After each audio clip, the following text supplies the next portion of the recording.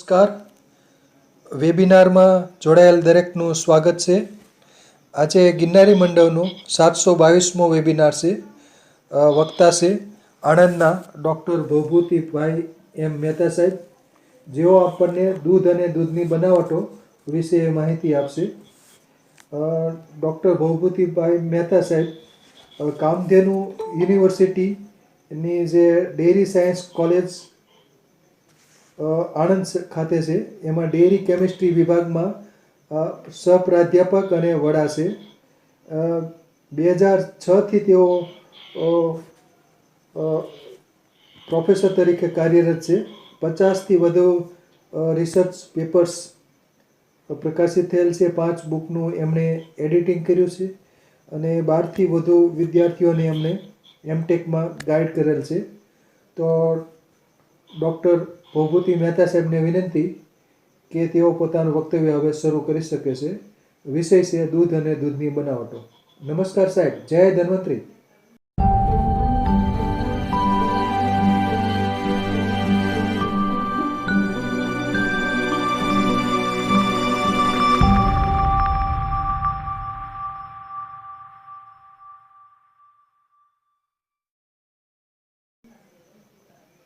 જય ધન્વંતરી સર્વને.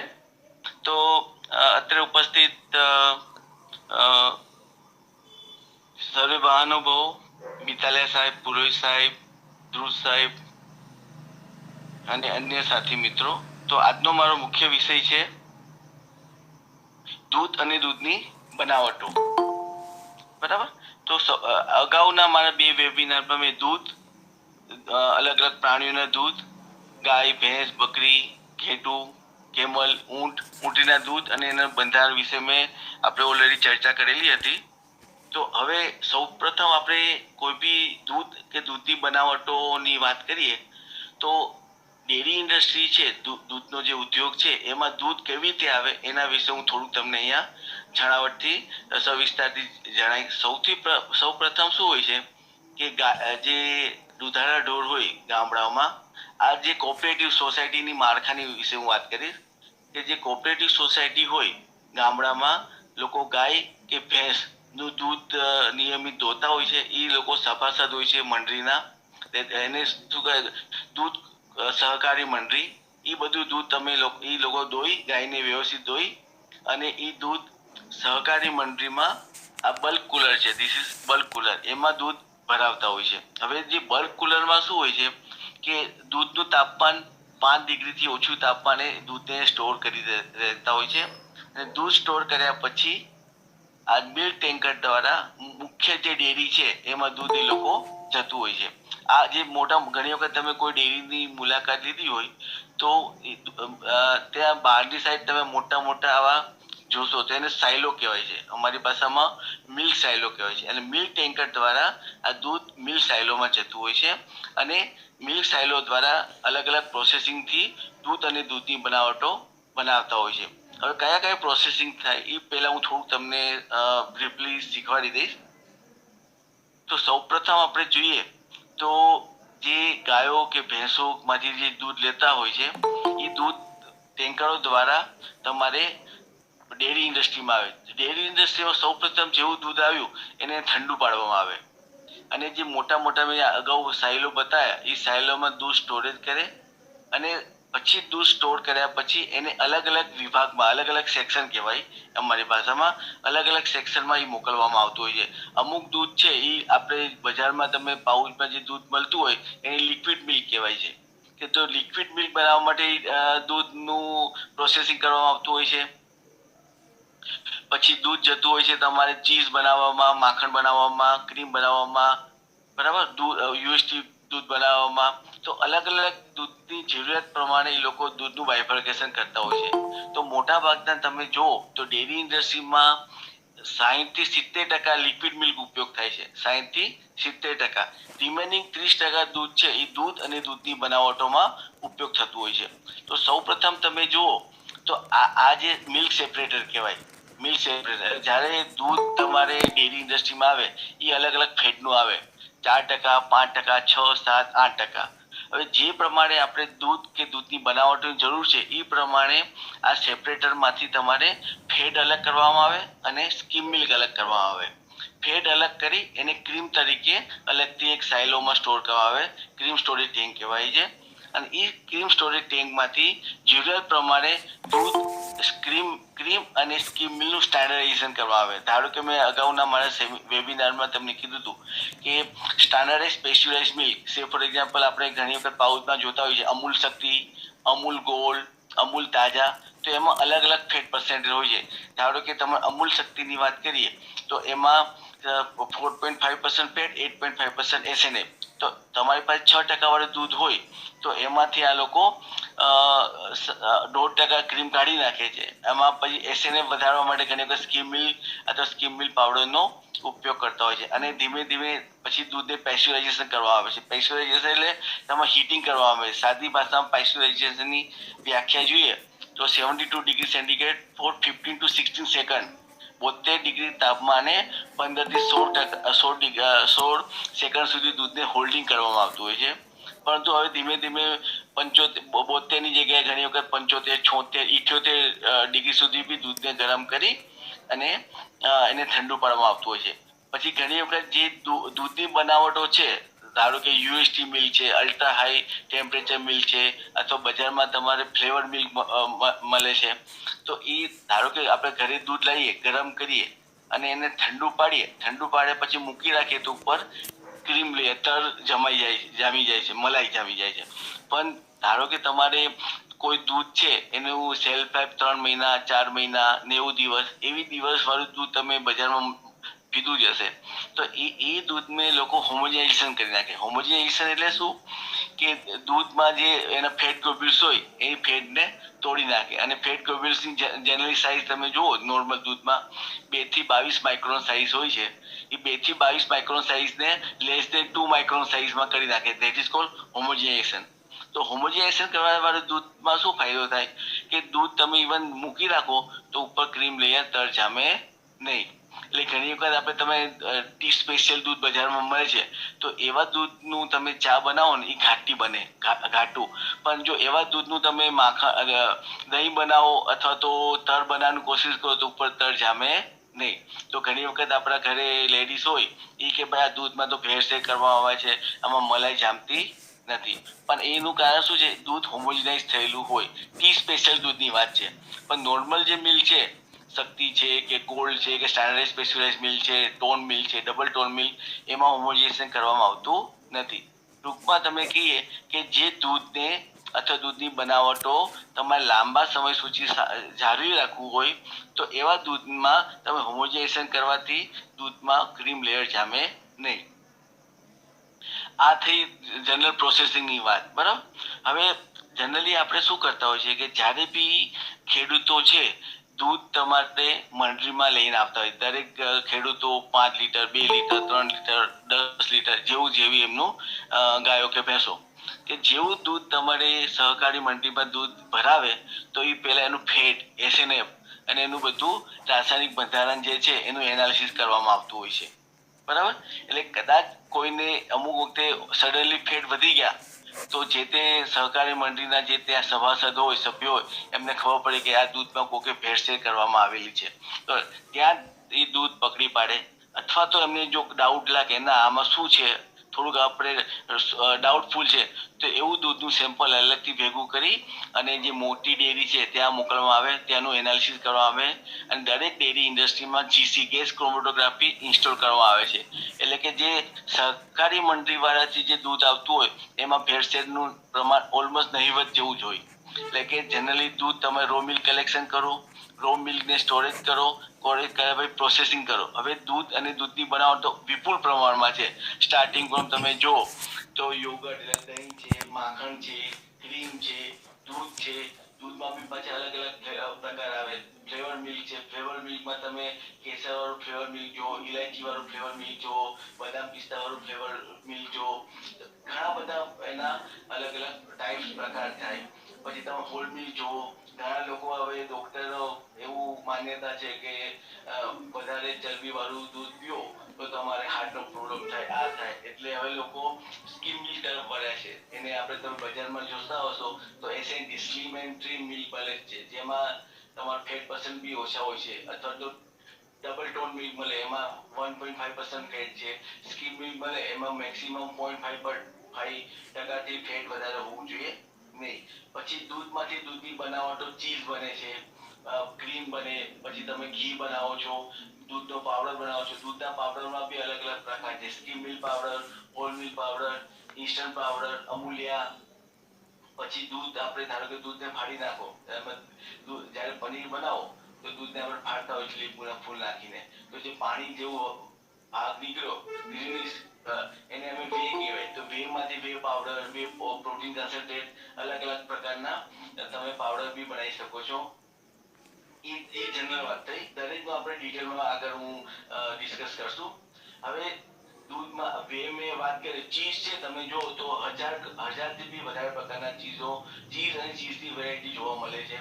એ રીતે તમારે વે છે તો વેમાંથી બી બટર બનાવતા હોય છે, પછી કલ્ચર બટર મિલ્ક બનાવતા હોય છે, સાવર ક્રીમ બનાવતા હોય છે. કેટલા બધા દૂધ ને દૂધની બનાવટો બી છે. અમુક દૂધ છે તમે જોજો તો 6 મહિના એની સેલ્ફ લાઈફ છે. તો એવા દૂધને અમે યુએસટી મિલ્ક કહીએ છીએ, અલ્ટ્રા હાઈ ટેમ્પરેચર અથવા ultra high treated, either of this. એ દૂધ કહેવાય છે. એ દૂધને તમારે 140 ડિગ્રી સેન્ટીગ્રેડે અથવા 135 ડિગ્રી તાપમાને 1 થી 2 સેકન્ડ સુધી ગરમ કરવામાં આવે તો જેમાં જે બેક્ટેરિયાઓ છે, હાર્મફુલ સ્પોર ફોર્મિંગ બેક્ટેરિયા, સિરિયસ, એ બધા ઇનએક્ટિવેટ થાય, એટલે તમારું દૂધ બગડે નહીં. અને એવા દૂધને એસેપ્ટિકલી ટેટ્રા પેકમાં પેક કરવાથી એ દૂધની સેલ્ફ લાઈફ તમારી વધી જાય. સ્ટરીલાઇઝ મિલ્ક કહેવાય, લો ફેટ કહેવાય. અલગ અલગ દૂધ અને દૂધની બનાવટોના પ્રકાર છે. હવે આપણે આમ જોઈએ તો ચીઝ કે જે આપણે કોમનલી ઘરે બની શકે નહીં, તો એનું અહીંયા થોડુંક ચર્ચા નહીં કરું, પણ જે આપણા ઇન્ડિયન ડેરી પ્રોડક્ટ છે, જે કોમનલી આપણે ખાતા હોય છે, દૂધ છે, તો એમાં ધારો કે ફેટ જે ડેરી પ્રોડક્ટની વાત કરીએ, જેમાં ફેટની માત્રા વધારે છે, તો મલાઈ એટલે ક્રીમ, માખણ. માખણમાં બી પાછા બે પ્રકાર પડે કે જે બજારમાં મળે છે એ સફેદ કલરનું બી માખણ મળે છે, અને બીજું મળે છે વ્હાઈટ બટર, અને બીજું મળે છે ટેબલ બટર, જેમાં પીનાશ પડતું હોય છે, જે આપણે બ્રેડ ઉપર ખાતા હોય છે. અન્ય મલાઈ, પછી આપણે ઘી બી બનાવતા હોય છે, એને ફેટ ડેરી પ્રોડક્ટમાં કેટેગરાઇઝ કરવામાં આવે છે.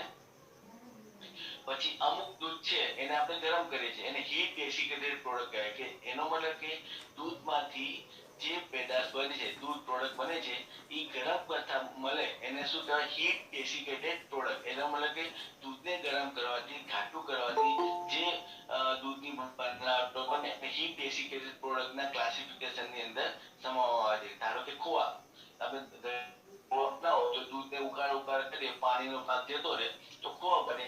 ખોવાની પછી અલગ અલગ બાય પ્રોડક્ટમાંથી પેંડા, બરફી, કલાકંદ, ગુલાબજાંબુ, એવી રીતે દૂધને ઉકાળ કરો, પણ એને બહુ ઉકાળો નહીં, પાણીનો અમુક ભાગ રાખો તો ખાટું જેવું બની જાય. તો બાસુંદી છે, રબડી છે, પછી કુલ્ફી છે, એ રીતે મિલ્ક હોય તો એમાં હીટ ગરમ કરો અને એમાં સાઇટ્રિક એસિડ નાખો, એટલે લીંબુના ફૂલ નાખો, તો દૂધ તમારું ફાટી જાય. તો એને હીટ એન્ડ એસિડ કોગ્યુલેટેડ પ્રોડક્ટ કહેવામાં આવે છે. અને એમાંથી આપણે મુખ્યત્વે પનીર, જે મોટા ભાગના આપણે પનીરની સબ્જી ખાતા હોઈએ છીએ, પનીર ભુરજી છે, પનીર ટીકા છે, જે હોટલ રેસ્ટોરન્ટ મળતું હોય છે, તો પનીરની સબ્જી મળે. અથવા તો ધારો કે તમારે રસગુલ્લા, સંદેશ, રસમલાઈ, એ પ્રોડક્ટ છન્નામાંથી મળે. આમ જોઈએ તો પનીર અને Channa heat and acid કોગ્યુલેટેડ product છે. જનરલી પનીર માટે બફેલો મિલ્ક કે ભેંસનું દૂધ પ્રિફર કરતા હોય છે, અને છન્ના માટે ગાયનું દૂધ પ્રિફર કરતા હોય છે. કારણ કે તમે સંદેશ, રસગુલ્લા જોશો તો પોચા હોય, સોફ્ટ હોય છે. પનીર જોઈ છે એ રિલેટિવલી હાર્ડ હોય છે, કઠણ હોય છે, તો એમાં ભેંસનું દૂધ વાપરતા હોય છે. અથવા તો ડેરી ઇન્ડસ્ટ્રી લોકો સ્ટાન્ડર્ડાઇઝ કરતા હોય છે, ગાયનું અને ભેંસનું દૂધ ભેગું કરી મિક્સ મિલ્ક કહેવાય છે, જે મોટાભાગની ડેરી ઇન્ડસ્ટ્રીમાં મિક્સ મિલ્ક આપતું હોય છે. મિક્સ મિલ્કનું સ્ટાન્ડર્ડાઇઝેશન કરે, એનો મતલબ કે જે આપણા સ્પેસિફિકેશન છે, food safety standard authority of India FSSAI ના ધારાધોરણ મુજબ પનીરમાં ધારો કે મિક્સ મિલ્ક છે, 4.5% દૂધ લેવાનું ફેટ વાળું, અને 8.5% SNF વાળું દૂધ લેવાનું, એમાંથી બી ઘણી વખત લોકો પનીર બનાવતો હોય છે. હવે બીજું થઈ છે દૂધની બનાવટોમાં આથોનવાળી fermented product, that is called culture product. એમાં દહીં છે. દહીં જનરલી આપણે વેસ્ટર્ન પીપલ લોકોને યોગર્ટ કહેતા હોય છે, આપણે આપણી ભાષામાં દહીં કહેતા હોય છે, પણ ટેકનિકલી તમે જો તો દહીં અને યોગર્ટ બોથ આર ડિફરન્ટ, બંને અલગ અલગ છે, કારણ કે એમાં અલગ અલગ પ્રકારના લેક્ટિક એસિડ બેક્ટેરિયાનો સમાવેશ થતો હોય છે. પછી દહીં છે એમાંથી આપણે લસ્સી, મઠ્ઠા, મઠ્ઠો બનાવી શકાય, શ્રીખંડ બનાવી શકાય. શ્રીખંડ બનાવતા પહેલા ચક્કા બનાવવો પડે, પછી એમાં ખાંડ નાખો, મોરસ નાખો, ઇલાયચી નાખો તો શ્રીખંડ બને. શ્રીખંડ બી અલગ અલગ પ્રકારના ફ્લેવર્સ વાળું મળે છે. મિષ્ટી દહીં બને, ભાપા દહીં બને. ભાપા દહીં અથવા મિષ્ટી દહીં એટલે કે આપણે ઘરે કેવા ઢોકળા બનાવીએ છીએ, તો એ રીતે દહીંને તમે વરાળથી બાફો તો એક આપણે વેસ્ટ બેંગોલમાં પ્રોડક્ટ છે ભાપા દહીં. બરાબર, એ રીતે ઘણા બધા ટ્રેડિશનલ ડેરી પ્રોડક્ટ ઉપર થોડું વધારે ફોકસ કરીશ આજના વેબિનારમાં. ઓકે, હવે જનરલી આપણે કેલરીફિક વેલ્યુ વાત કરીએ તો દૂધ અને દૂધની બનાવટમાં તમે કેલરીફિક વેલ્યુ જો તો બહુ વેરિએશન છે. બટર છે, બટરમાં મોટા ભાગનું તમારે ફેટ જોઈએ, ચરબી જોઈએ, તો એની કેલરીફિક વેલ્યુ જોશો કેલરી તો 722 કિલો કેલરી પર 100 ગ્રામ બટર આપે. સ્કીમ મિલ્ક જો તો એમાં ફેટ પર્સન્ટેજ ઓછું હોય છે, તો 36 કિલો કેલરી પર 100 ગ્રામ અથવા તો 100 ml મિલ્ક પ્રમાણે. કાઉ મિલ્ક છે તો એમાં almost 70 kilo calorie energy provide કરે. રીતે બફેલો મિલ્ક છે એમાં થોડી વધારે હોય. ટી સ્પેશિયલ મિલ્ક 71 છે. પનીરની વાત કરો તો paneer it is known as protein rich product. એમાં પ્રોટીનની માત્રા સારી હોય છે, ફેટની માત્રા સારી હોય, તો એમાં તમારે જો તો પનીર આપણને 323 એનર્જી કિલો કેલરી પર 100 ગ્રામ એનર્જી પ્રોવાઈડ કરે. પછી ઘી છે, એ ઓબ્વિયસલી ઘી હાઈએસ્ટ છે, કારણ કે ઘીમાં 99.5% ફેટ જ છે, ઓનલી 0.5% મોઇસ્ચર છે. એટલે કે ઘીમાં તમે કેલરીફિક વેલ્યુ જો અથવા એનર્જી જો તો 814 કિલો કેલરી પર 100 ગ્રામ ઘી આપણને એનર્જી પ્રોવાઈડ કરે છે. ચીઝની વાત કરીએ તો ચીઝમાં બી ચીઝ છે એમાં પ્રોટીન બી સારી માત્રામાં જોવા મળે છે અને ફેટ બી જોવા મળે. તો એનું તમે એનર્જી જો કિલો કેલરી જો તો 314 થી 360. પણ આ ખાલી પ્રોસેસ ચીઝ, ક્રીમ, ગોળા ચીઝ, મોઝેરેલા ચીઝ, ફેટા ચીઝ, આ મોર દેન મેં અગાઉ વાત કરી 1000 થી 4000 પ્રકારની ચીઝ જોવા મળે છે બરાબર માર્કેટમાં. વેસ્ટર્ન પીપલ લોકો ચીઝ અલગ અલગ કન્ટ્રીમાં અલગ અલગ નામે અલગ અલગ પ્રોડક્શન કરવાથી ચીઝની અલગ અલગ વેરાયટી મળે છે. પછી આઈસ્ક્રીમ જો તો આઈસ્ક્રીમની કેલરીફિક વેલ્યુ ડિપેન્ડ્સ કે તમે કેવું સિમ્પલ આઈસ્ક્રીમ છે, પ્લેન આઈસ્ક્રીમ છે, કોઈ નટ વાળો આઈસ્ક્રીમ છે, તો બી એનર્જી અથવા તો એનું કેલરીફિક વેલ્યુ ભટકેટ થાય. તો 220 થી લઈ 200, 250, 260, 275 સુધી બી કિલો કેલરી એનર્જી જોવા મળે છે. ક્રીમ છે એમાં બી ઓલમોસ્ટ 288, 290 એનર્જી કિલો કેલરી પર 100 ગ્રામ જોવા મળે છે. લસ્સીમાં બી એની અલગ અલગ કેલરી વેલ્યુ છે. આ જનરલ કમ્પોઝિશન આપે છે મેં કે ધારો કે ફ્રેશ મિલ્ક છે અથવા હોલ મિલ્ક તો એનું આટલું એનર્જી છે, વોટર કન્ટેન્ટ 88% છે, પ્રોટીન આટલા, એ જે મેં અગાઉના મારા વેબિનારો મેં આવરી લીધું છું. પછી બટર મિલ્ક છે તો એમાં એનર્જી 40 કિલો કેલરી છે. પાણી છે 71% છે, એટલે 71 ગ્રામ છે પર 100 ગ્રામ. એ રીતે બ્લુ ચીઝ છે, યોગર્ટ છે, આઈસ્ક્રીમ છે, બટર, પછી skim milk powder, condense milk powder, evaporated milk, તો એમાં અલગ અલગ પ્રકારના એના કમ્પોઝિશન અહીંયા આપેલા છે. હવે આપણો મુખ્ય વાત કરીએ તો દૂધની બનાવટો, દૂધ અને દૂધની બનાવટો. તો સૌ પ્રથમ દૂધની બનાવટોની વાત કરીએ તો મોટા ભાગના નાના બાળકો હોય કે આપણે બી ઘણી વખત આ પ્રકારનું ફ્લેવર મિલ્ક બજારમાં મળતું જોવા મળે છે બરાબર. કોઈ ટેટ્રા પેકમાં જોવા મળે, કોઈ પીઈટી પેક બોટલમાં જોવા મળે, અલગ અલગ બોટલમાં, કોઈ ગ્લાસની બોટલમાં જોવા મળે. આજથી બહુ વર્ષો પહેલા જ્યારે અમે નાના હતા તો આ કાચની બોટલ જોવા મળતી, એમાં ઉપર એલ્યુમિનિયમનું ફોઇલ હોય બરાબર. તો એક ખાલી મેં ઉદાહરણ આપ્યું છે કે ચોકલેટ ફ્લેવર મિલ્ક કેવી રીતે બનાવવું હોય. તો જનરલી જ્યારે દૂધ તમારે ડેરી ઇન્ડસ્ટ્રીમાં આવે ત્યારે એનું તાપમાન લેસ દેન 5 ડિગ્રી હોય. પછી એ દૂધને સ્ટેન્ડર્ડાઇઝેશન કરવા આવે કે જેમાં ફેટ પર્સન્ટેજ છે 1.7 to 1.9% કરે અથવા હાયર ધેન ધેટ, ડિપેન્ડ્સ કે તમારે કયા પ્રકારનો ફ્લેવર મિલ્ક તમે વેચવા માંગો છો. એમાં એસએનએફ ની માત્રા 10 થી 10.5% રાખવામાં આવે છે. પછી દૂધને પેસ્ચ્યુરાઇઝેશન કરવામાં આવે. પેસ્ચ્યુરાઇઝેશન જનરલી આપણે વ્યાખ્યા પ્રમાણે જોઈએ તો 72 ડિગ્રીએ 15 થી 16 સેકન્ડ હોય છે, પણ હવે મોટા ભાગના ઇન્ડસ્ટ્રી વાળા 75, 78, 80 સુધી બી દૂધને ગરમ કરતા હોય છે.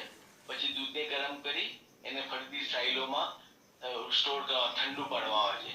પછી ઠંડુ કર્યા પછી એની અંદર કોકો, ચોકલેટ, સુગર કે જે પ્રકારની તમારે ફ્લેવર જોતી હોય એ પ્રકારની ફ્લેવર નાખવામાં આવે છે. જનરલી સુગરના ટકા હોય છે 8 થી 10%, મોટા ભાગના 1% નાખતા હોય છે. હવે ધારો કે ચોકલેટ ફ્લેવર છે તો હું અહીંયા કોકો અને ચોકલેટ ફ્લેવર નાખીશ. હવે આની જગ્યાએ મારે બદામ શેક બનાવવું છે, બદામ વાળું છે તો બદામ અથવા તો આલમંડ વાળું નાખીશ. પછી એને મિક્સ કરી બલ્ક કુલરમાં એને ઠંડુ કરી ક્લેરિફિકેશન એટલે કે અશુદ્ધિઓ કાઢી હોમોજેનેશન કરી. હોમોજેનેશન નો મતલબ મેં અગાઉ કીધું હતું કે દૂધને હાઈ પ્રેશરે, એમાં બે સ્ટેજ હોમોજેનેશન, સ્ટેજ 1 અને સ્ટેજ 2. સ્ટેજ 1 માં 150 to 200 psi kg પર સેન્ટીમીટર સ્ક્વેર એટલું પ્રેશરે દૂધને પસાર કરવા આવે, એટલે કે દૂધમાં જે ફેટના કણો હોય એ નાના નાના તૂટી જાય અને એની સાઈઝ છે લેસ ધેન 2 માઇક્રોન સુધી થઈ જાય. એટલે કે જ્યારે તમે આ દૂધ રૂમ ટેમ્પરેચરે એમને મૂકી રાખો હલાવીના તો ઉપર ક્રીમ લેયર જામે નહીં. અદરવાઇઝ ઘણી વખત શું થાય કે ઉપર ક્રીમ લેયર જામેલું હોય તો લોકોને એસ્થેટિકલી પસંદ પડતું નથી. એટલે કે તમારે જે ક્રીમ લેયરને અટકાવવા માટે હોમોજેનેશન કરતા હોય છે. પછી હવે ઘણી વખત દૂધ છે સામાન્ય તમે તાપમાને ગરમ કરો, દૂધ પાઉચની વાત કરી, દૂધના પાઉચનું એ તમારે વધુ 1 કે 2 દિવસ તમારે રહે. પણ આ દૂધ તમે બજારમાં જોશો તો તમને 90 દિવસની સેલ્ફ લાઈફ આપવામાં આવે છે. 90 ડેઝ, 3 મહિના, બરાબર, 120 દિવસ, અમુક 90 દિવસ, 6 મહિના સુધી બીજું હોય તો એને યુએસટી કરવા આવે. યુએસટી એટલે મેં અલ્ટ્રા હાઈ ટેમ્પરેચર અથવા અલ્ટ્રા હાઈ ટ્રીટેડ. તો હવે એમાં શું કરે કે 135 ડિગ્રી થી લઈ 140 ડિગ્રી સેન્ટીગ્રેડ તાપમાને few second, fraction of second એટલે કે 1 to 2 સેકન્ડ અથવા 2 to 3 સેકન્ડ એને રાખવામાં આવે. ઘણી વખત લોકો થાય કે સાહેબ તમે 130 ડિગ્રીએ 135 ડિગ્રીએ દૂધને ગરમ કરો તો એમાંના પોષક તત્વો બધા ઉડી ના જાય, બગડી ના જાય. પણ એમાં શું કરવામાં આવે છે, એનું જે હોલ્ડિંગ ટાઈમ છે 140 ડિગ્રીએ અથવા 135 ડિગ્રીએ 1 થી 2 સેકન્ડ અથવા 2 થી 3 સેકન્ડ ફ્રેક્શન ઓફ સેકન્ડ પર આવે છે. એનો યુએસટી નો એક ખંડ એવો છે કે મિનિમમ ઓછામાં ઓછું કેમિકલ ચેન્જીસ સાથે વધુમાં ને વધુ માઇક્રોબાયોલોજી ઇનએક્ટિવેશન થાય, મોટા ભાગના બેક્ટેરિયા કે જીવાણુ છે એમાં મળી જાય અને એવું દૂધ તમે મૂકી રાખો તો દૂધ બગડે નહીં. પછી એમાં આ જે ફોર એક્ઝામ્પલ આ જે પાઉચ બતાવું છું, આ જે પેકિંગ ટેટ્રાપેક નું છે. ટેટ્રાપેક નું એનો મતલબ કે એમાં જે પેકેજિંગ લેયર છે એ 7 લેયર હોય, એમાં અલગ અલગ એલ્યુમિનિયમ ફોલ હોય, પીપી હોય, પોલીપ્રોપિલિન હોય, અલગ અલગ કરીને 7 લેયર બનાવવામાં આવે છે. એના હિસાબે બહારની આબોહવાના જે ભેજ છે એ જીવાણુ અંદર દાખલ થઈ શકે નહીં. એના હિસાબે તમારી દૂધની સેલ્ફ લાઈફ વધી જાય. એટલે કે તમે 120 દિવસ અથવા 90 દિવસ કે એનાથી બી વધારે દૂધને મૂકી રાખો. આ થઈ એક ફ્લેવર મિલ્કની વાત, ચોકલેટ ફ્લેવર મિલ્ક. એ રીતે આપણે બીજી વાત કરીએ કે દૂધ પાક. તો દૂધ પાક એટલે સાદી ભાષામાં સમજાવીએ તો દૂધને પકવીને બનાવી વાનગીઓ એક મિષ્ટાન છે જે મોટા ભાગના આપણે લોકો કોઈ પ્રસંગ હોય, મહેમાન આવે ત્યારે ઘરે દૂધ પાક, ઘી, આપણે ઇવન ખીર કે એવું બધું બનાવતા હતા. દૂધ પાકમાં મુખ્યત્વે ચોખાને ઉકાળીને દૂધમાં ઉકાળવામાં આવે છે. દૂધ પાકમાં મુખ્યત્વે ચોખાને દૂધમાં ઉકાળી બનાવવામાં આવી પ્રક્રિયાને આપણે દૂધ પાક કહેવામાં આવે છે. તે સિવાય દૂધ પાકમાં ચોખા સિવાય આપણે ઘણી વખત લોકો ટોપરાનું છીણ નાખતા હોય છે, પનીરનો બી ઉપયોગ કરતા હોય છે, ઘઉંની સેલ, વર્મી સેલ જે બજારમાં આપણે મળતી હોય છે એ બી દૂધમાં ઉકાળી અને એનો બી દૂધ પાક લોકો ખાતા હોય છે. તો એના માટે જોઈએ તો દૂધ પાક માટે આપણે જનરલી મોટા ભાગના ગાયનું દૂધ બી વાપરતા હોય છે. લોકો ભેંસનું દૂધ બી પ્રિફર કરતા હોય છે, કારણ કે ભેંસનું દૂધ થોડું ઘાટું હોય છે. એટલે કે જ્યારે તમે ઘાટું દૂધ લો તો તમારે એનર્જી લેવલ, તમારે જે તેમાંથી પાણી ઉડાડવું છે એનું આપણે આંચ છે અથવા તો ગેસ ઉપર જે એનર્જી ઉપયોગ થાય એ થોડો ઓછો થાય. તો સૌથી પહેલા દૂધ ફોર એક્ઝામ્પલ ભેંસનું દૂધ લો કે ગાયનું દૂધ લો અથવા તો સ્ટાન્ડર્ડાઇઝ દૂધ લો, તો દૂધ લેવાનું, પછી એને સ્ટેનલેસ સ્ટીલની આપણે તપેલીમાં લઈ દૂધને ઉકાળવાનું. દૂધ ઉકળે ને તો એમાં પલળેલા બાસમતી ચોખા નાખવાના, એનું પ્રમાણ છે 1.5%. ધારો કે તમે 1 લીટર દૂધ હોય એના 1.5% દૂધ લેખી નાખે, એટલે 150 ગ્રામ ચોખા તમારે દૂધમાં નાખી દેવાના. પછી દૂધને ઉકાળવાનું. જ્યારે દૂધ અડધું થાય ત્યારે એમાં ખાંડ ઉમેરી, કે જે શરૂઆતનું જે દૂધ લીધું છે એના 6% પ્રમાણે તમારે ખાંડ ઉમેરી 5 થી 10 મિનિટ સુધી તમારે દૂધને ઉકાળતા રહેવાનું. જ્યારે દૂધ 1.5 ટાઈમ ઘટતું થાય, લગભગ 1.5 ગણું થાય ઘટતું, એનો મતલબ કે પાણીનો ઉડી જાય, ત્યારે તમારે ગરમ કરી, એટલે ગરમ કરવાનું બંધ કરી નીચે ઉતારી અને એમાં તમારે બદામ, પિસ્તા, ઇલાયચી, કેસર, જે આપણે સગવડ હોય એ પ્રમાણે તમારે દૂધ પાક તમે બનાવી શકો. તો એમાં તમારે જરૂરિયાત જો તો તાજું દૂધ ધારો કે 1 કિલો લો તો એમાં ખાંડ 60 ગ્રામ જાય, ચોખા, સેવ, પનીર અથવા તો તમારા કોપરાનું છીણ એનું 15 ગ્રામ જેટલું જાય, ઇલાયચી પાવડર 1 to 2 ગ્રામ જાય, ડિપેન્ડ્સ કે તમારે કેવો પ્રકારનો સ્વાદ જોઈએ છે. કેસર છે, બદામ, પિસ્તા, સૂકી દ્રાક્ષ એ આપણે જરૂરત પ્રમાણે દૂધ પાકમાં નાખી શકાય. આમ દૂધ પાકનું બંધારણ તમે જો તો એમાં ટીએસ ઘન તત્વો ટોટલ સોલિડ એ 25 થી 30% છે, ફેટ છે 6.5 થી 9% હોય, પ્રોટીન છે 5.5 થી 6%, શર્કરા એટલે મિલ્ક સુગર, લેક્ટોઝ સ્પેશિયલી 6 થી 10% હોય છે. મિલ્ક સુગર, આ દૂધ શર્કરામાં ટોટલ સુગર આવી ગઈ, કારણ કે આપણે ખાંડ બી નાખીએ છીએ. પછી મિનરલ્સ છે 0.7%, એસ થી ખાંડ છે 11 થી 14%, અને અન્ય કાર્બોદિત પદાર્થ 4.5 થી 9%. અન્ય કાર્બોદિત પદાર્થમાં તમે કહીએ કે ધારો કે તમે કોપરાનું છીણ નાખ્યું છે અથવા વર્મી સેવ નાખી છે, તો એના બી કાર્બોહાઈડ્રેટ આમાં આવી શકે. તો આમ જનરલી જોઈએ તો ઈલ્ડ જોઈએ, ધારો કે દૂધ પાક કેટલી ઉતાર આવે, તો સામાન્ય રીતે દૂધ પાકનો ઉતાર તેમાં રહેલા ઘન પદાર્થો ચોખા, ખાંડ, દૂધની સાંદ્રતા અથવા ઘટતા પ્રમાણ પર આધારિત રાખે છે, અને એમાં 65 થી 70% જેટલો દૂધ પાકનો ઉતાર આવે છે. તમે જે દૂધ લીધું હોય શરૂઆતનું એમાં 65 થી 70% જેટલું તમારે એનો ઈલ્ડ આવી શકે છે. હવે રહી ખીરની વાત, તો ખીર બનાવવામાં બી આપણે ગાયનું કે ભેંસનું તાજું દૂધ લેવાનું. એમાં ધારો કે ગાયનું દૂધ લેતા હોય કે ભેંસનું દૂધ લેતા હોય તો ફેટ પર્સન્ટ અલગ અલગ હોય, પણ 4.5% fat, 8% solid not fat SNF લેવાનું. એમાં એક સ્ટીલમાં આપણે તપેલી લઈ એમાં પલાળેલા બાસમતી ચોખા નાખી, એમાં ચોખાનું પ્રમાણ 2.5% છે, જ્યારે અગાઉમાં 1.5% હતું. પછી દૂધ અડધું બળી જાય એટલે એનો મતલબ કે પાણી ઉડી જાય, પછી તમારે ખાંડ 6% નાખી 5 થી 10 મિનિટ સુધી ઉકાળતા રહેવાનું. પછી જ્યારે દૂધ 2 ગણું ઘટ્ટ થાય, ઓલામાં આગળ 1.5 ગણું તો આમાં 2%, 2 ગણું 2 ટાઈમ્સ દૂધ ઘાટું થાય, પછી એને દૂધને ગરમ કરવું બંધ કરી એમાં યોગ્ય માત્રામાં બદામ, પિસ્તા, ઇલાયચી, કેસર કે જે પ્રમાણે આપણે સુગંધી પદાર્થની જરૂર છે એ પ્રમાણે તમે દૂધમાં નાખો તો બની ગયું ખીર. જનરલી આપણે આયુર્વેદ ડોક્ટરોનો વેબિનાર સાંભળતો હોય તો આપણે કોઈ શરદ ઋતુ હોય તો આપણે ખીરનું, અથવા તો શ્રાદ્ધમાં ખીર ખાવાનું આપણે ચલણ છે. તો એવું કહેવાય છે ખીર ખાવાથી જે પિત્ત પ્રકૃતિ હોય તો પિત્ત પ્રકૃતિને બી શાંત કરતા હોય છે. તો જનરલી 1 કિલો દૂધ હોય તો એમાં 60% એટલે 60 ગ્રામ તમારે ખાંડ, 25 ગ્રામ ચોખા, ઇલાયચી પાવડર 1 to 2 ગ્રામ, કેસર, પિસ્તા, બદામ જે આપણે જરૂરત પ્રમાણે ઉપયોગ કરવાનો. ખીરનું બંધારણ જોઈએ તો ટોટલ સોલિડ ઘન પદાર્થો છે, ઘન તત્વો 31 થી 38%, ફેટ છે 6.5 થી 12%, પ્રોટીન છે 5.5 થી 7%, ખાંડ છે 12 થી 16%, અન્ય પદાર્થો, અન્ય કાર્બોદિત પદાર્થો 4.5 થી 9%, મિનરલ્સ છે 0.7 થી 1.4% હોય છે.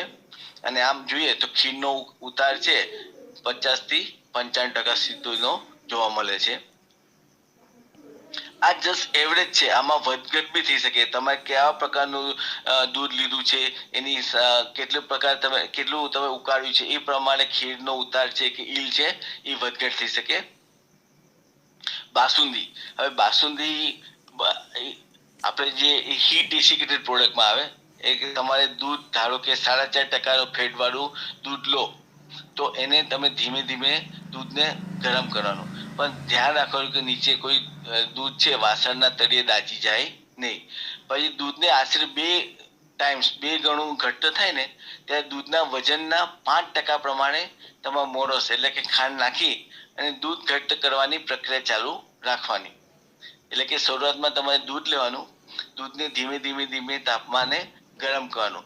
જ્યારે દૂધ આશરે તમારે 2% અથવા 2 ગણું ઘટ્ટ થાય ત્યારે દૂધના વજનના 5% તમારે મોરસ ખાંડ નાખી અને ફરીથી દૂધને ધીમે ધીમે ધીમે હલાવતા ઘટ્ટ કરવાનું. અને જ્યારે 2.5 ગણું ઘટ્ટ થાય ત્યારે ગરમ કરવાનું બંધ કરી તેમાં જરૂરિયાત પ્રમાણે કેસર છે, પિસ્તા છે, બદામ છે, ઇલાયચી છે એ નાખી ઠંડુ કરી અને તમે બાસુંદી તરીકે ઉપયોગ કરી શકાય. હવે જનરલ 1 કિલો દૂધ હોય ને 1 કિલો દૂધ એમાંથી 350 થી 400 ગ્રામ બાસુંદી બને છે. એટલે દૂધ બાસુંદી તમે જુઓ તો કથ્થાઈ કલરનું થઈ જતું હોય છે. એનો મતલબ કે જ્યારે તમે દૂધને ગરમ કરો તો દૂધમાં પ્રોટીન અને લેક્ટોઝ બંને હોય છે. એ બંને વચ્ચે પ્રક્રિયા થઈ અને મિલાર રિએક્શન થતું હોય છે, મિલાર બ્રાઉનિંગ. અને મિલાર બ્રાઉનિંગને કારણે અલગ અલગ પિગમેન્ટ્સ ઉત્પન્ન થતા હોય છે અને એ પિગમેન્ટને કારણે તમે દૂધ અથવા તો ખોવા માવો બનાવતા હો તો આપણે એનો શ્યામ એટલે કથ્થાઈ કલરનો ઘણી વખત બની જતો, બ્રાઉન કલરનું બનવું હતું. એનો મતલબ કે મુખ્ય કારણ છે મિલાર રિએક્શન. એ રીતે તમે બાસુંદીનું બંધારણ જોયું કેમિકલ કમ્પોઝિશન તો ઘન તત્વો છે 46%, ફેટ છે 11.5 થી 12%, પ્રોટીન છે 9 થી 10% જનરલી હોય છે, લેક્ટોઝ છે કે 10.8%, 10 થી 11% સુધી હોય છે, ખનિજ તત્વો મિનરલ્સ છે એ તમારે 1.7%, ટોટલ સોલિડ છે સોલિડ નોટ ફેટ SNF છે 23% અને ખાંડ છે 12 થી 13% હોય છે. હવે રબડી અને આમ જોઈએ બાસુંદી ઘણી વખત લોકો આમ કન્ફ્યુઝ થતા હોય છે, પણ રબડીમાં તમે જ્યારે ખાશો તો વચ્ચે આમ મલાઈ આવતી હોય છે, આમ ચીપચીપી થતું હોય છે. તો રબડીમાં શું હોય છે કે આપણે બાસુંદી તો તમે નાની તપેલીમાં બનાવો તોય ચાલે, પણ રબડી માટે તમારે ઊંડી કઢાઈ લેવાની. પાછળ મોટું છીછરું હોય ને, મોટી કઢાઈ, લોખંડની કઢાઈ લેવાની. તો રબડી બનાવવા માટે ઓછી ઊંડાઈ વાળી કઢાઈ અને તળિયું પાછું થોડું જાડું હોવું જોઈએ. ધારો કે કારણ કે આ પ્રક્રિયા છે સતત ગરમ કરવાનું છે. જો તમારે તળિયું છે કઢાઈનું પાતળું હશે ને તો દૂધ ચોટી જશે અને એના હિસાબે શું થશે તમારે દૂધમાં કુકડ ફ્લેવર આવશે, દૂધ બળી ગયું હોય ને એવી સ્મેલ આવશે તમારે. તો દૂધ તળિયું જાડું હોય તો વધારે સારું. આ કઢાઈમાં ભેંસનું દૂધ અથવા ગાયનું દૂધ જે આપણને અનુકૂળ હોય એ ધીમા તાપમાને ઉકળવા દઈ અને જેમ જેમ તમે દૂધ ઉકાળશો ને તો ધીમે ધીમે ધીમે ઉપર મલાઈ કડ એટલે કે તરનું એક લેયર જામવા મળશે. એ મલાઈને જાળવી કાઢી અને આ જે તમારી કઢાઈ છે એની ધાર ઉપર જ મૂકી રાખવાનું. એ અલગથી વાસણમાં કાઢવાનું નહીં. તો મલાઈને જાળવી કઢાઈની ધાર ઉપર એક પરત કરવાની, એક ઉપર એક લેયર બનાવવાનું. આ રીતે ભેગી કરી મલાઈને પવનથી ઠંડી પાડે છે, કુદરતી રીતે ઠંડી પડતી રહેશે. ભલે નીચે તમારે તાપમાન વધતું રહેતું હશે પણ ઉપરથી જેમ તમે સાઈડમાં આ મલાઈ મૂકી રાખશો, પરત કરશો, લેયર બનાવશો તો કુદરતી રીતે ઉપર જે પવન થોડો આવતો હશે એના હિસાબે ઠંડી થશે, જેથી કરીને મલાઈ થોડી ઘણી સુકાય છે, તમને હાર્ડ બનશે, કઠણ, અને એનો કલર છે બદામી રંગનું બની જશે, બ્રાઉન બનશે અને તમારે સરસ મજાની સુગંધ આવશે. આવી રીતે સતત પ્રક્રિયામાં કઢાઈને ચારે તરફથી મલાઈથી ભેગી કરે. એનો મતલબ કે આ રીતે આ તમારે આ છે ઉપર ત્યાં મલાઈ દેખાય છે સાઈડમાં ચોટેલું, એ રીતે તમારે ઉપરની સાઈડ મલાઈ ભેગી કરવાનું. ધીમા તાપે દૂધ ઉકાળતું રહેવાનું અને દૂધ આશરે 1/3 1/3 ભાગ રહે, જે શરૂઆતનું દૂધ છે એના 1/3 રહે ત્યાં સુધી દૂધને ગરમ કરવાનું, ઉકાળવાનું. અને ત્યારે એમાં આશરે 5 થી આમ તો 4.5 થી 5% કહેતા હોય છે, 5% મોરસ ખાંડ નાખી જરૂરિયાત પ્રમાણે કાજુ, બદામ, પિસ્તા જે આપણને ફ્લેવરની જરૂર હોય એ પ્રમાણે નાખી અને એકાદ દુભરો લાવ્યા પછી ઠંડી કરી તમે સરસ મજાની રબડી ખાઈ શકો. મોટા ભાગના કોઈ અંબાજી ગયા હોય અથવા તો તમારે રાજસ્થાન તરફ જતા હોય, માઉન્ટ આબુ જતા હોય તો ઘણી વખત આ બધું રબડી છે કે તમારી બાસુંદી છે એ આપણે નાની માટલી હોય એટલે કે કુરડીમાં આપતા હોય છે, બરાબર, માટીની. તો એમાં બી એક પ્રકારનો આનંદ છે. લોકો સ્કૂપેબલ ચમચીથી બી રબડી ઘણી વખત ખાતા હોય છે. તો રબડીનું બી આ તમે ઘણી વખત વિન્ટરમાં હોય અથવા તો મોટા મોટા હિલ સ્ટેશનમાં તમને આ પ્રકારની રબડી જોવા મળે છે. રબડીનું બંધારણ જો તો કુલ ટોટલ સોલિડ જે ઘન તત્વો છે એ તમારે 50.8 એટલે કે 51% જેટલા હોય. ફેટ છે 16%, પ્રોટીન 10% હોય છે, લેક્ટોઝ 11 થી 12%, મિનરલ્સ છે ઓલમોસ્ટ 2% અને ખાંડ છે 12% જેટલું હોય છે. હવે માવો બનાવવા માટે એ તો મોટા ભાગના આપણે ઘરે બનાવતા જ હોઈએ છીએ માવો. તો માવા માટે બી વધારે કશું નથી. એક મોટી કઢાઈમાં તમારે દૂધ લેવાનું, પછી દૂધને સતત તમારે હલાવવાનું. એટલે ધીમે ધીમે ધીમે દૂધમાંથી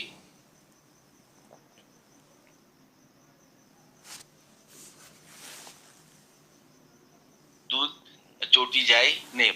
ધીમે જેમ દૂધ ઘાટું થતું જાય પાણી ઉડવાથી, તો તમારા નીચેનું આંચ છે, તમારું સ્ટવ છે એ ધીમું કરી દેવાનું. પછી દૂધને ધીમા તાપમાને સતત હલાવતા જાઓ અને જ્યારે લગભગ 4.5 ગણું ઘટ થાય ને ત્યારે એ કઢાઈમાંથી તમારું માવો છૂટો પડવા માંડશે ધીમે ધીમે ધીમે. એટલે કે તળિયે ચોટશે નહીં. આ સમય ગરમ કરવાનું બંધ કરી કઢાઈને નીચે ઉતારી માવો ઠંડો થાય તો તમારે એનો ઉપયોગ કરી શકાય. આમ જનરલી જોઈએ તો 1 કિલો દૂધ હોય એમાંથી 200 થી 250 ગ્રામ તમારો માવો બનતો હોય છે. ધારો કે ભેંસનું દૂધ લો તો એમાં વધારે ટોટલ સોલિડ હોય ઘન પદાર્થો, એમ તો 250, 200, 300 ગ્રામ સુધી બી અમુક જોવા મળે છે.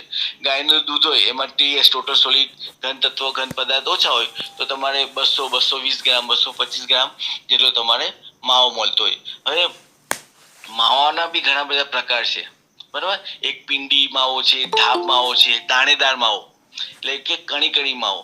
તો જ્યારે તમારે કણી માવો હોય, દાણેદાર માવો એટલે કણી મીન્સ દાણેદાર માવો, તો એમાં જ્યારે દૂધ ગરમ થતું હોય ને ત્યારે તમારે એકાદ ડ્રોપ છે થોડુંક સાઇટ્રિક એસિડ લીંબુના ફૂલ નાખો, એ દૂધ તમારું થોડું ફાટી જાય અને પછી તમે સતત હલાવતા રહો તો તમારે બની ગયા દાણેદાર પેંડા અથવા દાણેદાર માવો.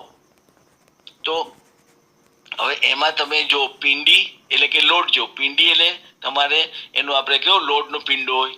બીજો માવાનો પ્રકાર છે દાણેદાર. ધાપમાં થોડુંક તમારે આમ મોઇશ્ચર જેવું વધારે હોય. તમારે જોવા જઈએ તો એનું માવાનું બંધારણ જો તો ઘન તત્વો ઓછામાં ઓછા, આ સ્ટાન્ડર્ડ છે, પિંડીમાં 65% થી ઓછું ઘન તત્વો હોવા જોઈએ ટોટલ સોલિડ. દાણેદારમાં 60% અને ધાપમાં 55% ઓછામાં ઓછા તમારે એમાં ટોટલ સોલિડ હોવા જોઈએ. મિલ્ક ફેટ છે ઓછામાં ઓછા 37% હોવા જોઈએ ત્રણેયમાં. ખનિજ તત્વો એસ મિનરલ્સ એ 6% થી વધારે 6% હોવું જોઈએ. એમાં જે લેક્ટિક એસિડિટી, જે તમારે દૂધને જ્યારે ગરમ કરો એમાં ઘણી બધી પ્રોસેસ થતી હોય, અમુક લેક્ટોઝ તૂટી જતા હોય તો એમાંથી લેક્ટિક એસિડ બનતા હોય છે. તો એમાં તમારે 0.8% થી વધુ ના હોવું જોઈએ પિંડીમાં. દાણેદારમાં 0.9%, કારણ કે આમાં 0.9% કેમ આવ્યું, કારણ કે આપણે ઉપર એસિડ નાખ્યું છે. અને ધાપમાં 0.6% થી વધારે લેક્ટિક એસિડ હોવું જોઈએ નહીં. હવે ઘણી વખત થશે કે સાહેબ માવામાં લેક્ટિક એસિડ ક્યાંથી આવ્યું, પણ એવું જરૂર નથી કે આપણે ધારો કે દૂધ મૂકી રાખીએ તો દૂધમાં લેક્ટિક એસિડ બેક્ટેરિયા હોય છે કે જે દૂધમાં લેક્ટોઝને ફર્મેન્ટેશન કરે, એમ લેક્ટિક એસિડમાં રૂપાંતર કરે, બરાબર. એ ફર્મેન્ટેશન થી લેક્ટિક એસિડ બન્યું. પણ જો દૂધને તમારે વધારે તાપમાને ગરમ કરો, માવો બનાવો કે કન્ડેન્સ મિલ્ક બનાવો, મિલ્ક પાવડર બનાવો, યુએસટી બનાવો, તો એવા સમયે લેક્ટોઝ એમાં કેમિકલ ચેન્જીસ થાય અને એમાં લેક્ટિક એસિડ અથવા તો 5-6 પ્રકારના ઓર્ગેનિક એસિડ બી એમાંથી ઉદ્ભવતા હોય. લેવ્યુલિનિક એસિડ છે, ફોર્મિક એસિડ છે, એના હિસાબે બી છે તમારો દૂધનો પીએચ ઓછો થતો હોય છે. તો એક વન ઓફ ધી ઇમ્પોર્ટન્ટ છે કે લેક્ટિક એસિડ આ રીતે બી બનતો હોય છે અથવા આથવણથી બી લેક્ટિક એસિડનું પ્રોડક્શન થતું હોય છે. આમ જનરલ વાત કરીએ, બજારમાં મળતા જે માવો છે અથવા તો ગાયના દૂધનો માવો અને ભેંસના દૂધનો માવાની વાત કરીએ, આ જનરલ છે. તો એમાં ગાયના દૂધનો માવો હોય તો એમાં પાણીનો ભાગ છે 24 થી 31%, ભેંસના દૂધના માવામાં 19 થી 28%, ચરબી ફેટ છે 24 થી 26%, ભેંસનામાં ઓબ્વિયસલી 32 થી 36% હોય છે. નત્ર પદાર્થો એટલે કે તમારે પ્રોટીન 18 થી 19% અને ભેંસના દૂધમાં બી 8% છે, ઓલમોસ્ટ સરખા છે. ખાંડનું શર્કરા એટલે લેક્ટોઝ સુગર જનરલ વાઇઝ કરીએ તો 25 થી 27%, ભેંસના દૂધમાં બી ઓલમોસ્ટ 8% છે. ખનિજ તત્વો છે 3.5 થી 3.6% એક પર ગાય અને ભેંસના માવામાં હોય છે. હવે આ જે 1 કિલો માવો બનાવવાનો અંદાજિત ખર્ચ, આ જે ખર્ચ છે ને એ થોડું જૂનો છે. ધારો કે અત્યારે તો દૂધનો ભાવ 60 રૂપિયા 65 રૂપિયા લેખે થઈ ગયો છે. બસ આજથી લગભગ થોડા વર્ષો પહેલા દૂધનો ભાવ 40 રૂપિયા હતો. એ પ્રમાણે આ કેલ્ક્યુલેટ કરવામાં આવેલું હતું. ધારો કે 5 લીટર દૂધ લો તો એને 40 રૂપિયા લેખે તમે જો તો 200 રૂપિયા થાય. બળતણ ખર્ચ આજથી ઘણા વખત પહેલા 12% હતો, હવે તમે 15% થી 20% ગણી શકાય. તો ધારો કે આપણે 12% લેખે ચાલીએ તો 24 રૂપિયા. મજૂરી ખર્ચ 8%, હવે મજૂરી ખર્ચ 15%, ઓલમોસ્ટ ડબલ થઈ ગઈ છે. તો 8% લેખે ચાલે તો 16, એટલે કુલ ખર્ચો તમારે 240 રૂપિયા 1 કિલો માવો બનાવવામાં થાય. હવે આનું ધારો કે આપણે ચલો આજના રેટ પ્રમાણે જોઈએ આશરે તો 300-320 રૂપિયા જેટલો તમારે થઈ શકે. હવે માવોમાંથી અલગ અલગ મીઠાઈઓ બને. મોહનથાળ છે તો એમાં કેટલું માવાનું પ્રપોર્શન જોઈએ તો 10 થી 20% પ્રમાણ મોહનથાળ માટે ઉપયોગ કરી શકાય. ગાજરનો હલવો બનાવો હોય તો 20 થી 50% તમે ઉપયોગ કરી શકાય. દૂધીનો હળવો માટે આટલા. એ રીતે કાજુ કતરી છે તેમાં 55 થી 60% અથવા 65% માવાનું પ્રમાણ છે. બરફી માટે આટલું.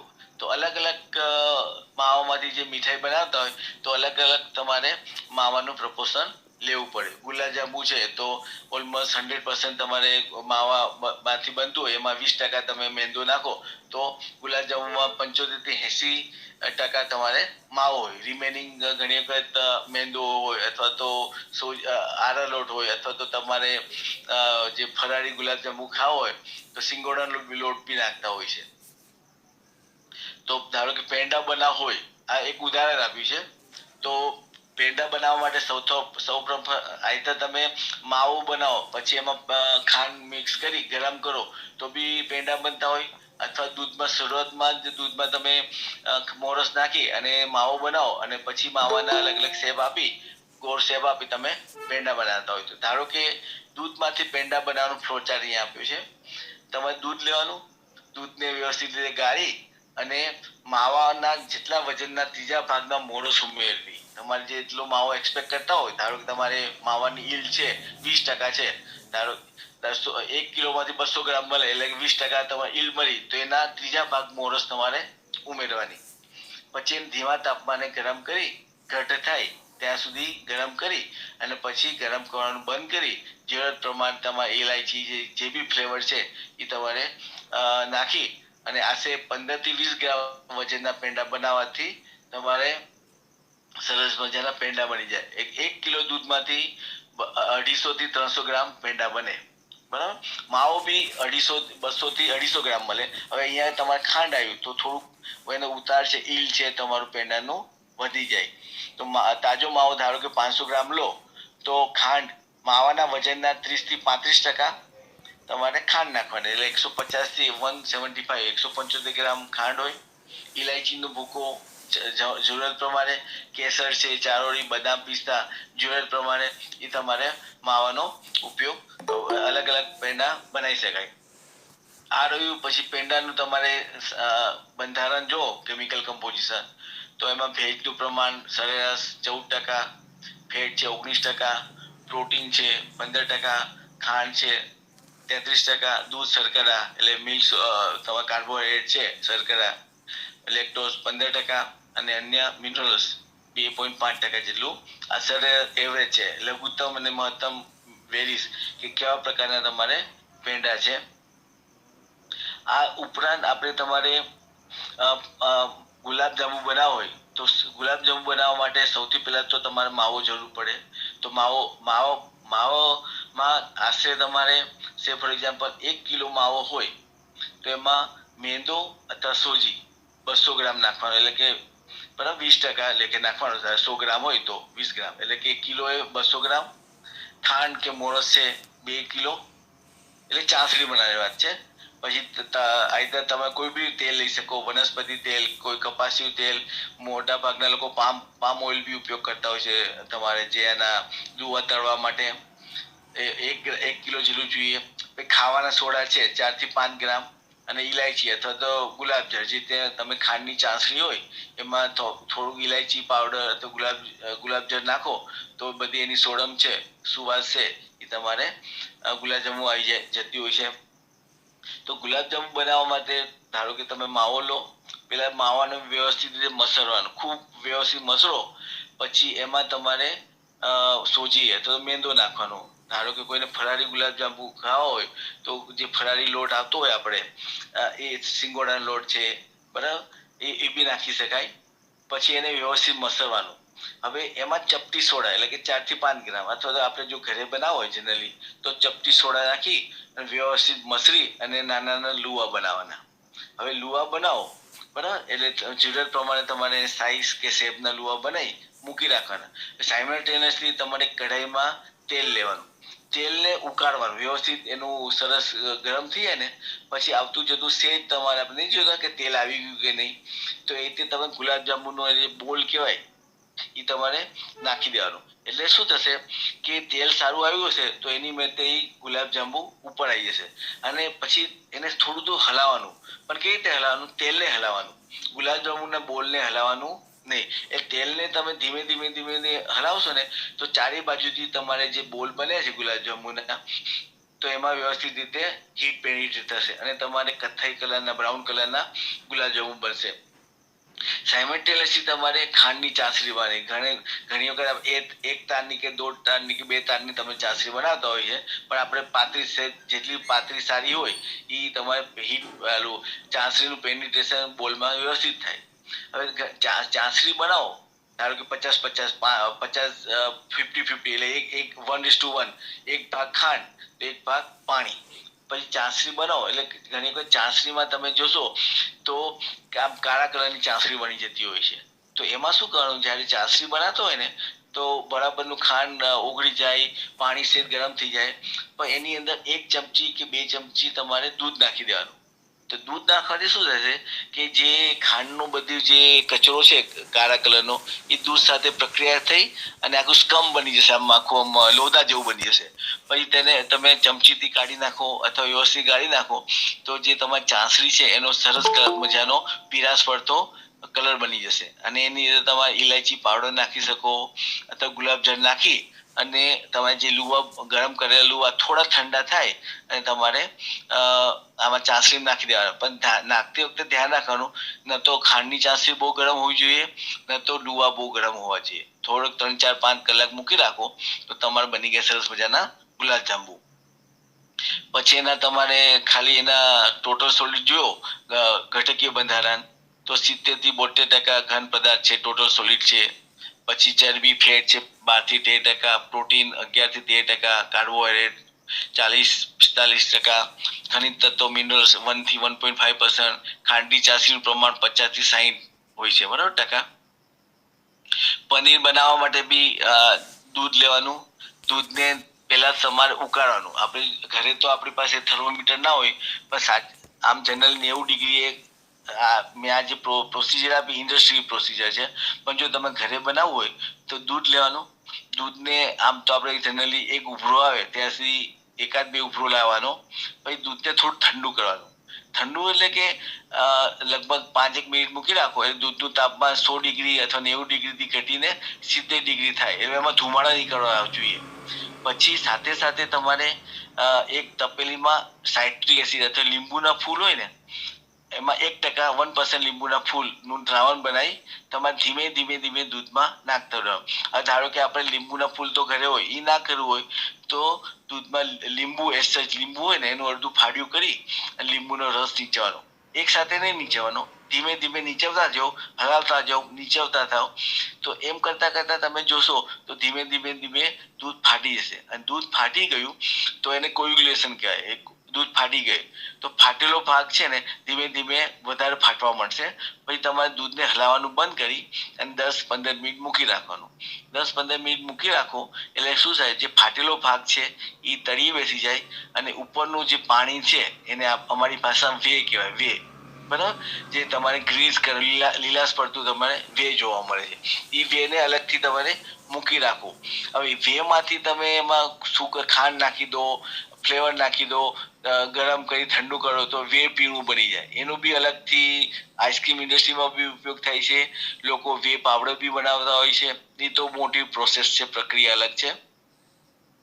પછી જે ફાટેલો ભાગ છે, જે તળિયે બેસી ગયો, એને વ્યવસ્થિત સ્વચ્છ કપડામાં તમારે બધું ગાળી લેવાનું. ગાળવાથી શું થાય કે પાણીનો બધો ભાગ નીકળી ગયો, અને જે તમારો ફાટેલો ભાગ છે એને કડ કહેવાય. એ સરસ મજાના કપડામાં બાંધી એમાં ઉપર પોટલી બાંધી દેવાની, અને પોટલી બાંધી એના ઉપર કોઈ વજનદાર વસ્તુ હોય, અથવા તો આપણી ઘરે મોટું પાણીનું ઓલું હોય, શું કહેવાય, તપેલી, તો એ પાણી તપેલી ભરી એના પર વજન મૂકી દેવાનું. વજન લગભગ 3-4 કલાક અથવા અડધો કલાક, 2 કલાક મૂકી રાખો તો વધારાનું પાણી નીકળી જાય. પાણી નીકળી જાય પછી એને તમારે ઠંડા પાણીમાં મૂકી દો, તો અને ઠંડા પાણી અડધો કલાક રાખો, અથવા ડીપ ફ્રીજમાં મૂકી દેવાનું. તો સરસ મજાના બની ગયા પનીર ચોસલા પડે એવું પનીર. તો પનીરમાં તમે જો તો પાણીનો 50-70% ભાગ હોય, ફેટ 15-25%, પ્રોટીન 15-20%, અલગ અલગ એના બંધારણ છે. ફોસ્ફરસ છે 138 મિલીગ્રામ પર 100 ગ્રામ, વિટામિન સી હોય, વિટામિન એ હોય, વિટામિન B1 હોય, કેલ્શિયમ હોય, 208 પ્રોટીન છે. પનીર છે ઇટ ઇઝ પ્રોટીનિયસ પ્રોડક્ટ છે, અને એમાં કેલ્શિયમની માત્રા બી થોડું રિલેટિવલી સારી હોય, કારણ કે કન્સન્ટ્રેટ ફોર્મમાં થતું હોય છે. ભાઈ છન્ના, હવે પનીર અને છન્ના જોઈએ તો બંને એક પાર્ટ છે, પ્રક્રિયા સરખી છે. પનીર હાર્ડ હોય, થોડું કઠણ હોય, અને પનીર બનાવવા માટે મોટા ભાગના લોકો ભેંસનું દૂધ ઉપયોગ કરતા હોય છે. હવે તો ઇન્ડસ્ટ્રીમાં સ્ટાન્ડર્ડાઇઝ દૂધ કરતા હોય છે. છન્નાનું દૂધ હોય એટલે મીન્સ છન્ના બનાવવા માટે તમારે પ્રિફરેબલી ગાયનું દૂધ લોકો ઉપયોગ કરતા હોય છે, અથવા તો એમાં ફેટ પર્સન્ટ થોડા ઓછા કરતા હોય છે, સ્ટાન્ડર્ડાઇઝ કરી. એને બી જે પ્રક્રિયાથી આપણે બનાવ્યું પનીર, એ રીતે બનાવવામાં આવે છે. આમાં સાઇટ્રિક એસિડ છે, પનીરમાં 1% છે, જ્યારે આમાં ઓલમોસ્ટ 2% સુધી તમારે બનાવવામાં આવે છે. એમાં પ્રેસિંગ રિલેટિવલી ઓછું કરવામાં આવે છે, અને છન્ના જે બને એ સોફ્ટ બને, થોડા મુલાયમ બને.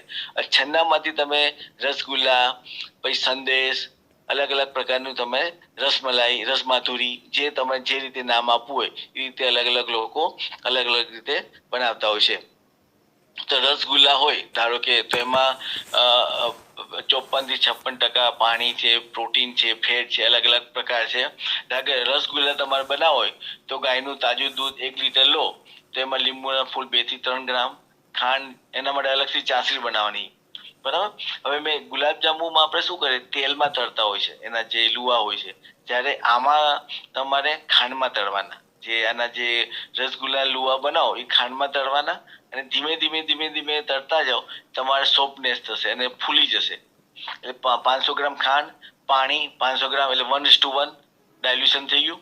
ઇલાયચી, ગુલાબજળ અને મલમલનું કાપડું, એ રીતે ગાળવા માટે ઉપયોગ કરવામાં આવે છે. તો એ રીતે તમારે રસગુલ્લા બી બનતા હોય છે. હવે મોટા ભાગના બહેનો આપણે કમ્પ્લેન કરતા, સાહેબ અમારે શિયાળામાં દહીં સરસ જામતું નથી. તો હવે મુખ્ય વસ્તુ શું છે કે આપણે પેલા દહીં બનાવવા માટે મેળવણ ઉપયોગ કરતા. મેળવણ શું કરે, આપણી પાસે ઘરે દહીં હોય, ખાટું દહીં હોય, એનો ઉપયોગ કરતા હોય, અથવા તો મેળવણ ના હોય તો આપણે આડોશી પાડોશી પાસેથી દહીં મેળવણ લઈ કરતા હોય છે. હવે જે ડેરી ઇન્ડસ્ટ્રીમાં જે મેળવણ હોય અથવા તો જે દહીં હોય, એ પ્યોર લેક્ટિક એસિડ બેક્ટેરિયા હોય છે. તો પ્યોર લેક્ટિક એસિડ બેક્ટેરિયા વાળું તમે એ મેળવણ તરીકે ઉપયોગ કરો તો ઘણી વખત એના માટે પ્યોર લેક્ટિક એસિડ બેક્ટેરિયાને પર્ટિક્યુલર ટેમ્પરેચર હોય, ધારો કે 37 ડિગ્રી કે 40 ડિગ્રી સરસ રીતે ગ્રો થઈ શકે. તો આપણા ઘરમાં તો એવું કઈ આપણી પાસે ફેસિલિટી ના હોય કે તમે 40 ડિગ્રી તાપમાન મેન્ટેન કરો. એના હિસાબે ઘણી વખત તમારે શિયાળામાં, સ્પેશિયલ શિયાળામાં દહીં સારું બનતું નથી. તો એના માટે શું કરવાનું કે ઘરે જે આપણે નોર્મલ પ્રોસેસ કરતા હોય કે દૂધ લેવાનું, દૂધને વ્યવસ્થિત રીતે ઉકાળવાનું. દૂધ ઉકાળવાથી જે અન્ય બેક્ટેરિયા છે, કોમ્પિટિટિવ બેક્ટેરિયા, જીવાણુ, એ બધા મરી જાય. પછી દૂધને થોડું ઠંડુ કરી હતપ, જે હુંફાળું કહે ને, હુંફાળુંમાં ધારો કે શિયાળો હોય તો એમાં 3 થી 4, ઇવન 5 ચમચી તમે જો સારું ચોખ્ખું સારું તમારે મેળવણ નાખવાનું. મેળવણ નાખી વ્યવસ્થિત હલાવી નાખવાનું. હલાવી પછી તમારે, અમે ઘરે શું કરીએ છીએ કે આપણે કુકર હોય, કુકર એમાં થોડું પાણી ગરમ કરીએ છીએ. ગરમ કરી અને જે મેળવણ વાળી જે તપેલી છે એ કુકરની અંદર મૂકી દઈએ. કુકરનું ઉપરનું ઢાંકણું બંધ કરીએ અને ઉપરની સિસોટી વિસલ નીકાળી નાખીએ. એટલે શું થાય કે તમારે જે દૂધનું તાપમાન છે ટેમ્પરેચર વ્યવસ્થિત જળવાય, દૂધનું જો તાપમાન વ્યવસ્થિત જળવાશે તો એમાં જે લેક્ટિક એસિડ બેક્ટેરિયા છે, લેક્ટોબેસિલસ છે અથવા તો સપ્ટિલિસ છે કે બલ્ગેરિકસ કે કોઈ બી લેક્ટિક એસિડ બેક્ટેરિયા છે, સ્ટ્રેપ્ટોકોકસ છે, બરાબર, એ એનું યોગ્ય તાપમાન મળવાથી એ સરસ રીતે ગ્રોથ થશે. ઉનાળામાં તો તાપમાન ઓબ્વિયસલી વધારે જ હોય છે, તો એમાં મેળવણ તમારે 1 થી 2 ચમચી મેળવણ નાખો. હા, પણ જ્યારે મેળવણ નાખો ને ત્યારે ખાસ જોવાનું કે મેળવણ વાસ મારતું ના હોવું જોઈએ, ગંધાતું ના હોવું જોઈએ, એવું હોવું જોઈએ. ઘણી વખત શિયાળામાં તમે લોકો કહે છે દહીં બીટર થઈ ગયું, કડવું લાગવા મળ્યું, તો એનું મુખ્ય કારણ શું કે જે લેક્ટિક એસિડ બેક્ટેરિયા છે એ પ્રોટીનને તોડે તેમાંથી અલગ અલગ પેપ્ટાઇડ બને, તો અમુક પેપ્ટાઇડ છે એ બીટર પેપ્ટાઇડ બનતા હોય, તો એવી કન્ડિશનમાં થોડું વધારે મેળવણ નાખી દો અને થોડું 3-4 કલાક મૂકી રાખો, તો જે બીટર પેપ્ટાઇડ પ્રોડક્શન છે ને એ ફરીથી તૂટી જશે અને નોન બીટર પેપ્ટાઇડમાં કન્વર્ઝન થશે. એના હિસાબે બી તમારે દહીં સારું બની શકે. બરાબર. તો પછી આપણે શ્રીખંડ બનાવવું હોય તો શ્રીખંડ બનાવવા પહેલા તો આપણે એને ચક્કા કે મઠ્ઠો કહેતા હોય છે, એ આપણે બનાવતા હોય છે. તો દૂધ લેવાનું, તમારે વ્યવસ્થિત 3.5% કે ફેટ વાળું, 4% વાળું બી ચાલે. એને દૂધને ગરમ કરવાનું, દૂધ ગરમ કરી ઠંડુ કરી આપણે જે રીતે દહીં બનાવીએ છીએ ને એ રીતે દહીં બનાવી પછી એમાં ધારો કે પ્રોબાયોટિક કલ્ચર બી 3% લેખે લોકો નાખતા હોય છે. દહીંનું કલ્ચર છે 2%, 1.5%, જે રીતે તમારે શ્રીખંડ બનાવો. પછી એને 30 ડિગ્રીએ 12 થી 16 કલાક અથવા તો 40 ડિગ્રીએ જે પ્રકારનું તમારે દૂધ જે કલ્ચર ઉપયોગ કર્યો એ પ્રમાણે તમારે તાપમાન એનું બદલાય. ધારો કે 30 ડિગ્રી થી લઈ 37 ડિગ્રીએ તમારે ઓવરનાઇટ દહીં બનાવવા મૂકી દેવાનું. પછી તમારે જે દહીં બન્યું, કર્ડ બન્યું, એ કર્ડને તોડી નાખવાનું, બ્રેકિંગ કરવાનું. બ્રેક કરો એમાંથી વેજ છૂટું પડે. આપણે ઘરે શું કરીએ છીએ કે જે કર્ડ બન્યું, દહીં બન્યું, એ દહીંને સરસ મજાની પોટલીમાં આખી રાત મૂકી રાખીએ છીએ. આખી રાત મૂકવાથી શું થાય કે ધીમે ધીમે એમાં જે વે છે પાણી એ તમારે અલગથી તપેલીમાં ભેગું કરતા હોય. અથવા તો ઘણી વખત લોકો શું કરે, દહીં છે ને મોટા કંતાનમાં દહીં નાખી દેતા હોય છે. પછી દહીં કંતાનમાં નાખી નીચે કપડું મૂકે અને કપડા નીચે એક રેતી રાખે. રેતી શું કરે, એ જે દહીંમાં બધું પાણી હોય એને શોષી લે. પાણી શોષવાથી તમારે જે કર્ડ છે એ ઘાટું વધી જાય. એને આપણી ભાષામાં ચક્કા કહેવાય, મસ્કા કહીએ, ચક્કા કહીએ. બરાબર. પછી ચક્કામાં 40 થી 43% તમારે ખાંડ નાખી વ્યવસ્થિત મિક્સ કરવાનું. મિક્સિંગ કરવાથી તમારું બની ગયું શ્રીખંડ. બરાબર. પછી એમાં તમારે મેંગો ફ્લેવરનું હોય કે ઇલાયચી શ્રીખંડ હોય કે અલગ અલગ ફ્લેવરનું શ્રીખંડ તમે બનાવી શકો છો. અને શ્રીખંડને તમારે રેફ્રિજરેટર ટેમ્પરેચર મૂકી અને ઠંડો, મોટા ભાગના ઉનાળામાં આપણે શ્રીખંડ ખાતા હોય છે. શ્રીખંડ તો અમે હજી અમારે ઘરે બી બનાવીએ છીએ. હું ડેરી સાયન્સમાં નહોતો આવ્યો એ પહેલા અમે દાંતીવાડામાં હતા, તો અમારે દાંતીવાડા દૂધ બહુ સારું સસ્તું મળતું, તો વર્ષોથી અમે ઘરે શ્રીખંડ બનાવીએ છીએ. પછી આ શ્રીખંડના તમે કમ્પોઝિશન જુઓ તો ઘન પદાર્થ છે 63% ફેટ, 5 થી 6% પ્રોટીન, 6% ખાંડ, 50% ઓલમોસ્ટ, શર્કરા, ખનિજ તત્વો, લેક્ટિક એસિડ, એ અલગ અલગ એનું બંધારણ છે. પછી ધારો કે તમારે શ્રીખંડ બનાવવા માટે અલગ અલગ ઇલાયચી, ફ્રૂટ શ્રીખંડ, મેંગો શ્રીખંડ છે, તો આખા દૂધનો મસ્કો 500 ગ્રામ, ખાંડ 400 ગ્રામ, ઇલાયચી 1 to 2 ગ્રામ બધા હોય છે. જનરલી ધારો કે તમારી પાસે 4.5% વાળું ફેટ વાળું દૂધ હોય તો સાદા શ્રીખંડની ઉપજ અંદાજે 40 થી 45% જેટલી રહે છે. એનો મતલબ શું થયું, 1 કિલો દૂધ હોય ને તો એમાં 1 લીટર દૂધમાંથી 400 થી 450 ગ્રામ શ્રીખંડ તમારું બનતું હોય છે. હવે આ છેલ્લું રહ્યું છે ઘી બનાવવાની રીત. હવે આપણે આ થોડોક ઘણા લોકો ઘણી વખત આપણે વાતો કરતા હોય છે કે સાહેબ ઘી તો બહુ મોંઘું છે, બજારમાં 2000 રૂપિયા, 3000 રૂપિયા, 5000 રૂપિયા કિલો મળે છે, જ્યારે ડેરી વાળા તો તમને 600 રૂપિયા, 500 રૂપિયા, 650, 700 રૂપિયામાં આપતું હોય છે. તો ભેળસેળ કરે તો જ પોસાય ને. તો શરૂઆતમાં મેં તમને શું કીધું હતું કે ડેરી ઇન્ડસ્ટ્રીનો મુખ્ય જે કમાણું છે લિક્વિડ મિલ્ક છે. એનો મતલબ કે જે દૂધ આવતું હોય ડેરી ઇન્ડસ્ટ્રીમાં એમાંથી 60 થી 70% લિક્વિડ મિલ્ક માર્કેટમાં આપી દેતા હોય છે. ધારો કે 1 લાખ લીટર દૂધ આવતું હોય તો 60 થી 65,000 કે 70,000 મિલ્ક છે એ અલગ અલગ મિલ્કમાં ફોર્મમાં વેચે. અમૂલ શક્તિ છે, અમૂલ ગોલ્ડ છે કે તાજા છે કે અલગ અલગ. રિમેનિંગ 30 થી 40% છે ને જે દૂધ બચ્યું એમાંથી પેંડા, એટલે મીન્સ માવો છે, ઘી છે, ક્રીમ છે, બટર છે, તમારું ચીઝ છે, પનીર છે, જે એની જે આઈસ્ક્રીમ છે, એ મેં આઈસ્ક્રીમમાં આ વખતે ઇન્ક્લુડ નથી કર્યું, પણ એ બી ઇઝી પ્રોસેસ છે. તો એમાંથી બનાવતા હોય છે.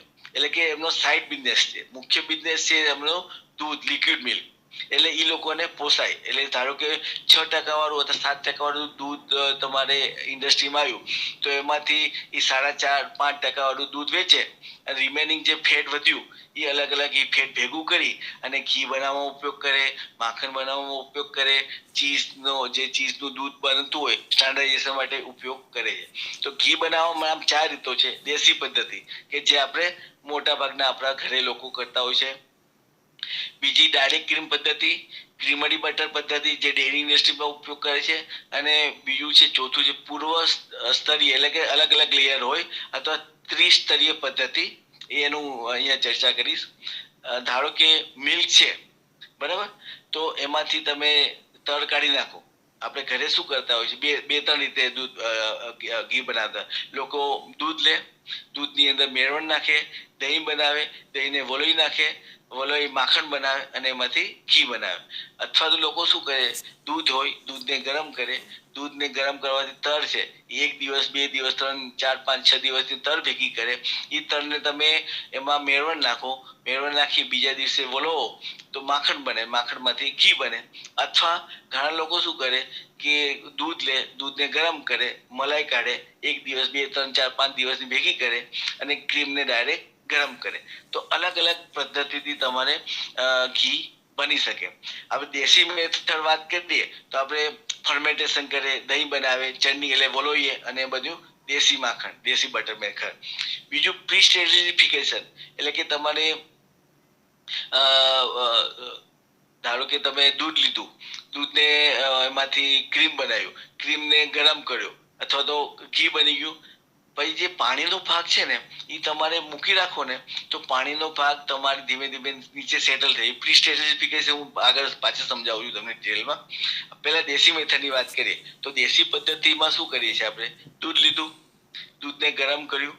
હવે દૂધને ગરમ કર્યું, એમાંથી મલાઈ કાઢી, મલાઈને તમે ચર્નિંગ કર્યું, વલોવી, માખણ બનાવ્યું, અને માખણમાંથી ગરમ કરવાથી ઘી બની ગયું. અમુક લોકો શું કરે, દૂધ લીધું, ગરમ કર્યું, એમાં મેળવણ નાખી, પછી મેળવણ નાખી દહીં બન્યું, દહીંને વલોવી નાખું તો માખણ બની ગયું. અને એમાંથી ગરમ કર 110 ડિગ્રી કે 115 ડિગ્રી ગરમ કરો, ક્લેરિફાઈડ બટર બન્યું, અને ફિલ્ટર કરવાનું બની ગયું ઘી. એટલે આ જે દેશી મેથડ, દૂધ, દહીં, માખણ ને ઘી, આપણી આ ટ્રેડિશનલ મેથડ જે વર્ષોથી આપણે આપણા ઋષિ મુનિઓ અથવા તો ઘરમાં કરતા. પણ ડેરી ઇન્ડસ્ટ્રી ના પોસાય નહીં. ડેરી ઇન્ડસ્ટ્રી નો ટાઈમ ઉપર આધાર રાખે. દહીં બનાવે તો ટાઈમ બગડે, માખણ બનાવે તો ટાઈમ બગડે, તો ડાયરેક્ટ સીધું પ્લેન માખણ એમાંથી બનાવી ઘી બનાવતા હોય. અમુક લોકો ક્રીમ માંથી માખણ બનાવી ઘી બનાવતા હોય છે. અમુક જે નાની નાની ઇન્ડસ્ટ્રી હોય, ક્રીમને ડાયરેક્ટ કરી માખણ બનાવતા હોય છે. તો દેશી મેથડ થી જો તમે ઘી બનાવો, દેશી મેથડ થી, તો એમાં તમે જો તો આ પદ્ધતિ બહુ જૂની છે.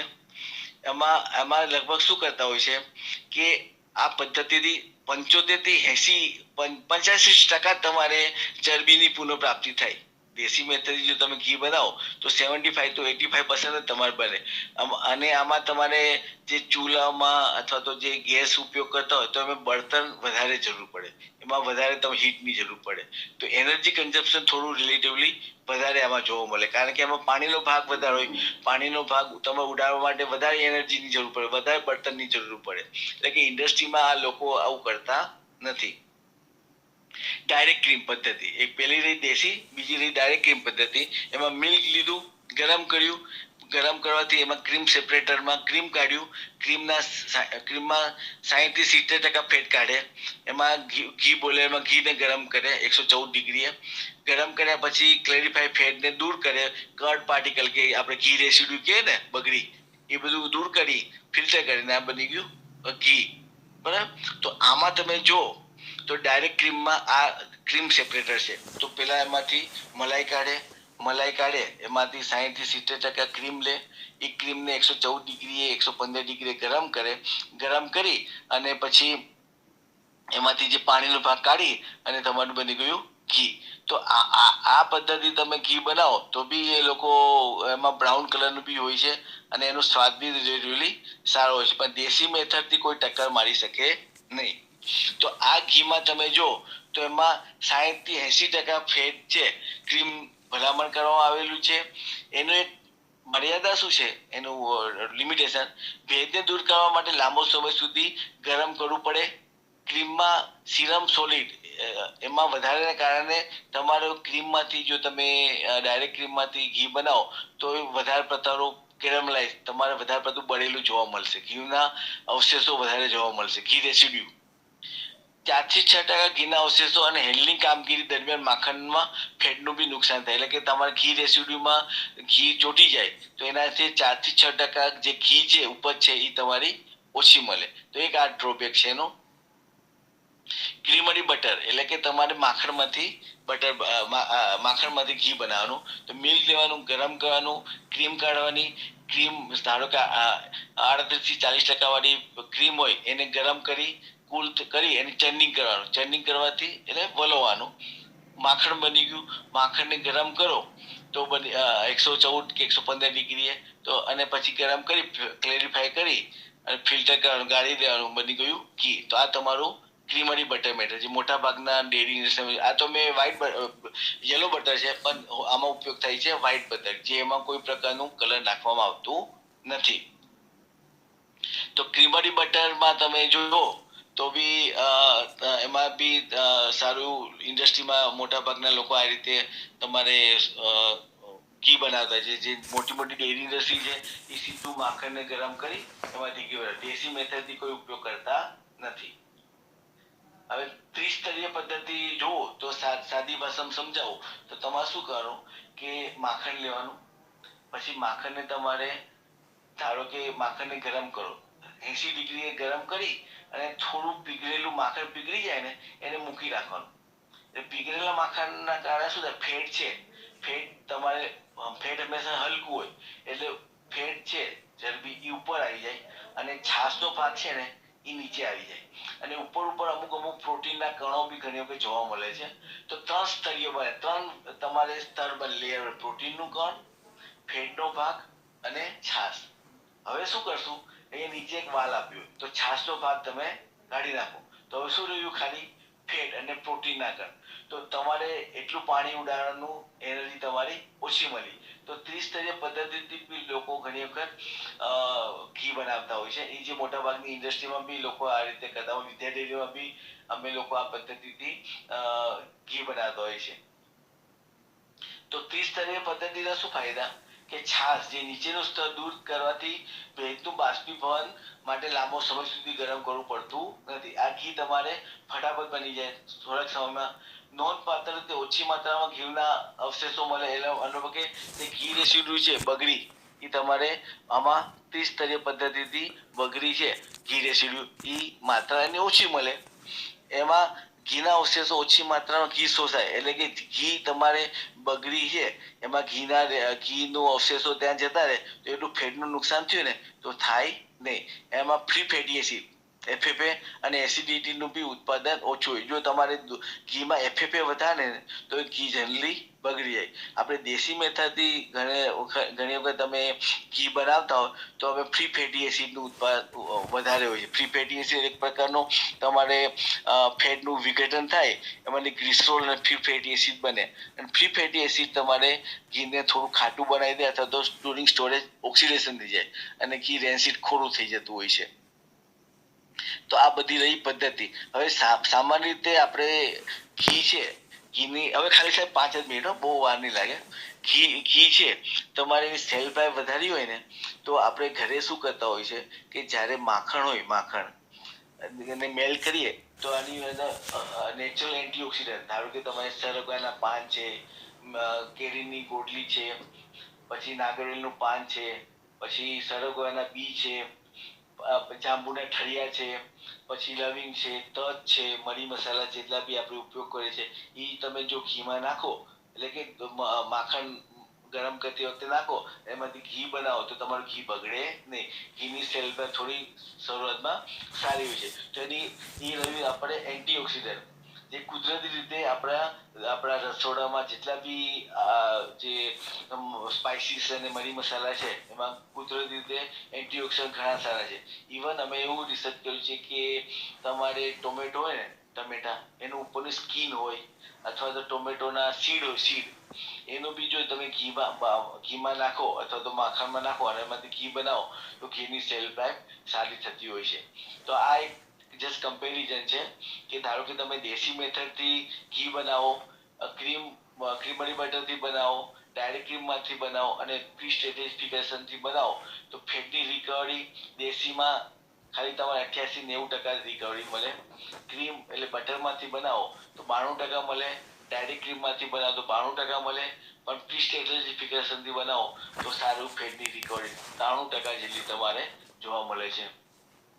એરોમાની વાત કરીએ સુગંધી તો જે દેશી મેથડ હોય તેમાં સરસ મજાની ફ્લેવર આવે જ, એમાં કોઈ ચેલેન્જ નથી. પછી બટર મેથડથી બનાવો, ક્રીમમાંથી બનાવો તો એરોમાં થોડીક રિચનેસ આવે, પણ જે આપણે જે ટિપિકલ ઘીની ફ્લેવર જોતી જ હોય તો દેશી મેથડથી ઘણી વખત લોકો ઘી બનાવતા હોય છે. પછી ઘણી વખત જો દહીં છે અથવા તો માખણ વધારે પડતું ઓવર ફર્મેન્ટેડ થઈ જાય તો ઘીમાં થોડીક ખટાશ જેવી વાસ મારતી હોય છે. એ દેશી મેથડની એક ડ્રોબેક કહી શકાય, પણ જેને ભાવતું હોય એના માટે સારામાં સારું છે. બરાબર, તો આ રહ્યું મારું આજનું વેબિનાર. કોઈ બી પ્રશ્ન હોય તો તમે પૂછી શકો. તમે મને શાંતિ સાંભળવા માટે ખૂબ ખૂબ આભાર, ધન્યવાદ. ખૂબ ખૂબ આભાર ડૉક્ટર ભવભૂતિભાઈ મહેતા સાહેબનો ખૂબ ખૂબ આભાર. હવે ધ્રુવ સાહેબને વિનંતી કે 2 શબ્દો કહેશે. ધ્રુવ સાહેબ. મહેતા સાહેબ, ખૂબ ખૂબ આભાર આપનો. અને મહેતા સાહેબ તો મિલ્ક કેમિસ્ટ છે અને છતાં પણ આ બનાવટમાં પ્રોસેસિંગ નો વિષય છે એની અંદર ખૂબ સારી રીતે ન્યાય આપ્યો અને વાત કરી. અને અલગ અલગ બનાવટોની અંદર ખરેખર સ્ટાન્ડર્ડાઇઝેશનમાં શું છે એની બધી બંધારણ શું હોવું જોઈએ જે સ્ટાન્ડર્ડ એની પણ એક પણ વાત કરી. બીજી આ તબક્કે હું તમને ખાસ વાત કરી દઉં કે પહેલા આખા દેશમાં દૂધની જે બનાવટો છે, ખાસ કરીને સ્વીટ્સમાં કે જેમાં બધી વસ્તુ હતી એના માટે એનડીઆરઆઈ કરનાલ એમાં સંશોધન થતું અને કલાકારને અંતે ઘણી વસ્તુઓ 84 હતી. પણ અહીંયા આપણા ગુજરાત આ ડેવલપની સાથે તમે જુઓ તો આ ખાસ કરી અમૂલ ડેરીનું કોલેબોરેશન થઈ, ખીર, આ દૂધ પછી બાસુંદી, આ જે બધી જે વસ્તુઓ છે બધી આપણી ટ્રેડિશનલ મીઠાઈઓ છે એના પ્રોટોકોલ બનાવી અને રાખી કે બધું બનાવી અને માર્કેટ એટલે આપણે ખૂબ પણ માણી શકીએ છીએ. એક એ બધા વખતે બીજી જે વાત કરું તો 30% દૂધમાં જ ફક્ત દૂધની બનાવટ બનાવવામાં વપરાય છે. પણ પહેલાના જમાનામાં તમે ખાસ જુઓ તો દૂધની બહુ તકલીફ હતી અને ખાસ કરીને ચોમાસામાં લોકોને એકમાત્ર ઉપાય એ હતો કે ઘી બનાવી લેવું અને ઘીનું પછી વેચાણ કરી અને ગુજરાન ચલાવતા. પણ અત્યારે જે આખો ટ્રેન્ડ છે રિવર્સ થઈ ગયો છે અને એ ટ્રાન્સપોર્ટેશનના કારણે છે. પછી સાહેબે એક શબ્દનો ઉલ્લેખ કર્યો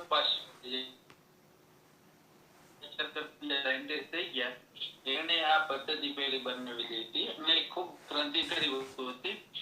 ખરેખર એ વખતે આ મિલિટરી બેઝ સંશોધન હતું, કારણ કે મિલિટરી જયારે લડતા ત્યારે કઈ રીતે આપવું, કઈ માટે અનાજ કઈ રીતે બધી બનાવટ કઈ રીતે રાખી શકાય એક આખી આ પદ્ધતિ અપનાવવામાં આવી હતી.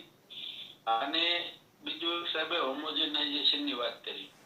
એ વસ્તુ ખૂબ જ જરૂરી છે અને એ ખાસ મને એ વસ્તુનું ક્યાં, કારણ કે એ જે નાના સાધનો પણ અત્યારે નાના એટલે મેં થોડો ગામડાની અંદર જે વેપાર કરતા હોય કે જે બીજા આ રીતના શ્રીખંડ કે બનાવતા હોય, ખરેખર પહેલા દૂધને હોમોજેનાઇઝ કરી દઈએ તો એના કારણે છે ને યુનિફોર્મિટી પ્રોડક્ટમાં આવે અને એક્સ્ટ્રીમમાં શું છે કે જ્યારે ટર્નિંગ કરો ત્યારે મલાઈ ઉપર ના આવી જાય. પણ એ રીતનું આઈસ્ક્રીમ સ્મૂથ સારી રીતે બસે એટલે એ ખૂબ જરૂરી હતું ને એનો પણ પ્રચાર થવો જોઈએ.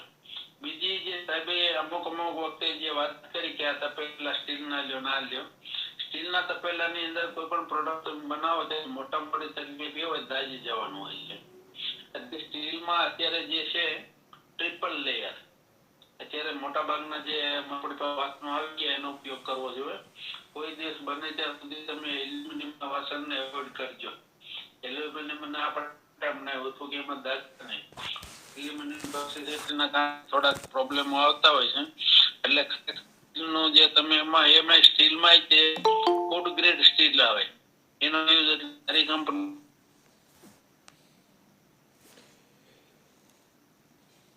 સરસ સરસ.